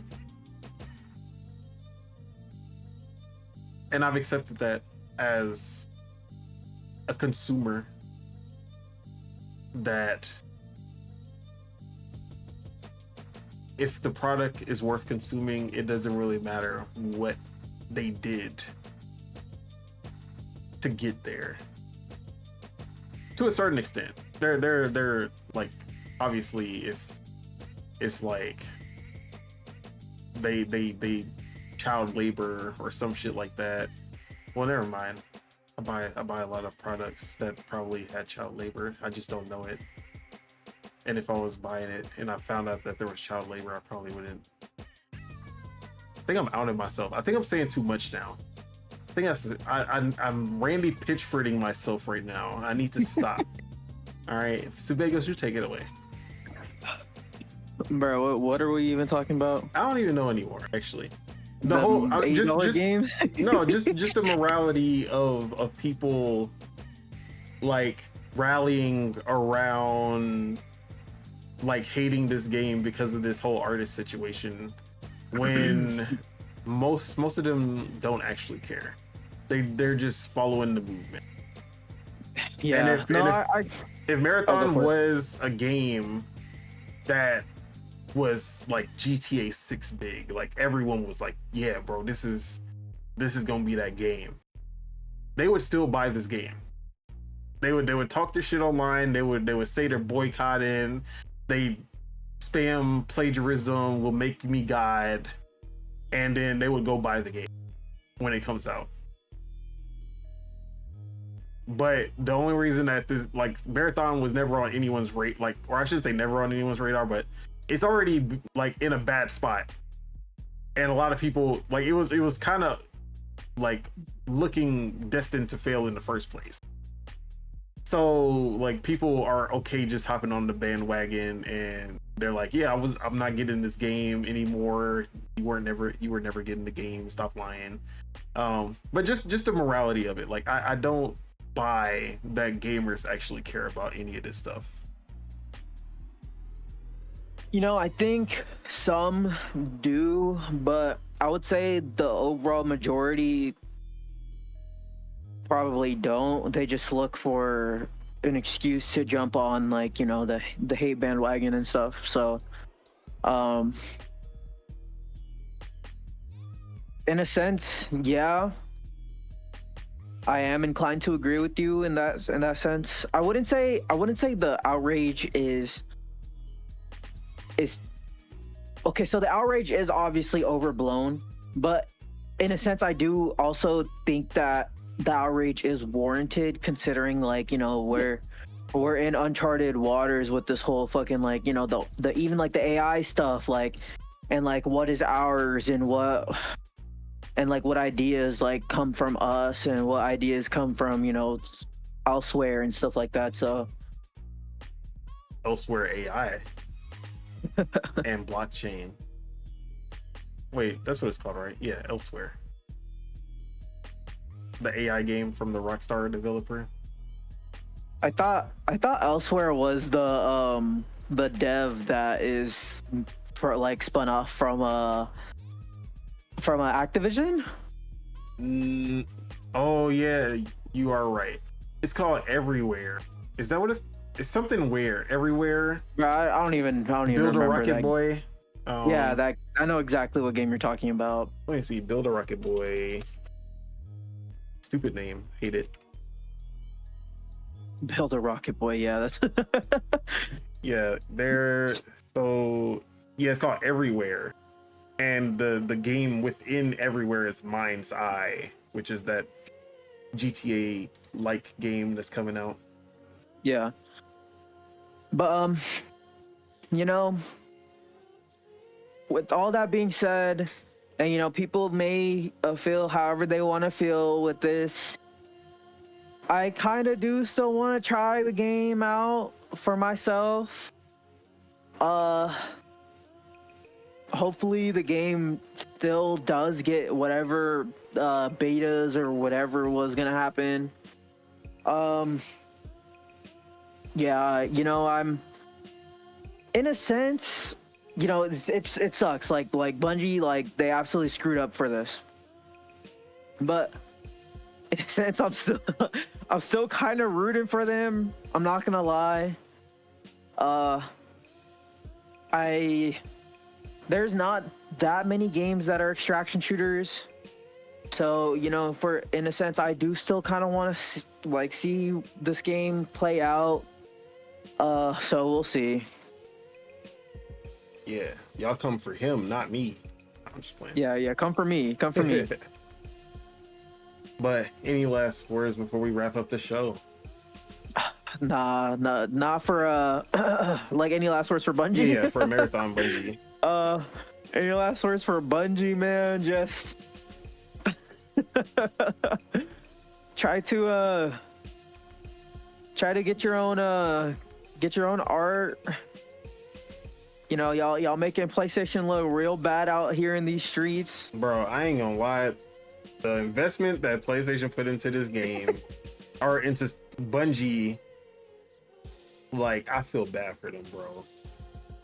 I feel bad for them because they have gotten nothing but the short end of the stick every time. But yeah, it is what it is. Well, with that is it. That is all we have for you guys today. Thank you all for tuning in and all the people leaving comments in the chat. We do appreciate the support. Make sure you guys hit that like because we love you guys and it helps us grow this channel. If you're not subscribed and you enjoyed the show, make sure you guys hit that subscribe button so you can stay updated for when Dual-Wield premieres. The Bagels, appreciate you. Had a lot of topics today. Went a little longer than I mean we've gone this long plenty of times, but it's been a while. We were posting under that 3 hour and 30 mark, so we went over it, but it's all good. Where can we find you? What you got going on? Yeah, shit. I mean, I'm everywhere. Subeg, Dual-Wield, Avatar, Everywhere, Subeg, like, Bagels. Everywhere like Build a Rocket Boy. Yeah, I'm in the fucking cloud. I'm in ChatGPT. I'm everywhere. But I'm working on something. Still working on it. Probably gonna be my biggest piece that I've put out. I don't know if it'll be my best piece, but it'll probably be my biggest biggest written article. Yeah, but I'm still working on that, man. I'm trying to get my mental right. You know, I'm just trying to fucking get through it, man. So if you guys can give me some energy, some support, some love, I'd appreciate it. But yeah, that's really it. No doubt. As for myself, Don Otaku, you can find me on Twitter at PastaFeet, F3ET. You can find me on twitch.tv/Don Solo, SOLOW, at least when the Switch 2 comes out. That's when I actually will be streaming. And of course, you can find me right here on YouTube, where not only are we doing the Dual-Wield Gaming Podcast every Thursday, project entitled Gaming Podcast, working title, every Saturday live. Make sure y'all pull up, leave some chats. And of course, we have the official Discord, which I will put in the description. Join up, have some conversations with us, leave some questions for us also in the chat, where you can post questions that we will answer live or discuss live. So yeah. And then Lognet, lordsofgaming.net, articles on deck all the time. Just put out the Rayman article today when I heard the news. So yeah, make sure you guys check out them articles also. But other than that, that's what am I playing? Oh, be working on this game that I'm reviewing, so be playing that pretty predominantly. So look out for that when we get to closer to the launch of that game. But yeah. Anything else you want to leave for these people? These people. That sounded really rude. I didn't mean to call y'all these people. That sounded very rude of me, but anything you want to leave for our people, the people. Now I sound like I'm enslaving y'all. Yeah, for the crew. Yeah. for the folks. Listen to some music. Man, I've been getting into a lot of different types of music lately. Like I went to Sabrina do you know Carpenter? do you know the band The Turnover, or they're not The Turnover. Do you know the band Turnover? No. Or Balance and Composure? I know them. Okay, so I went to a Turnover concert on a couple days ago. So I seen a few bands. The music was fun. The vibes are fun, man. I think it's so cool just seeing like people just jamming out on instruments. Just having fun. That makes me like that just makes me want to like have something like that. Like we're just jamming out. It's just like just chill, just having fun. But yeah, listen to some music, listen to some different types of music, listen to some podcasts, man. Just try to enjoy life, honestly. That's what's up. And with that, let's go ahead and get out of here. Peace out, everybody. Enjoy your week, your weekend, month, year, life, all that. And Peace. that's it. Bye-bye.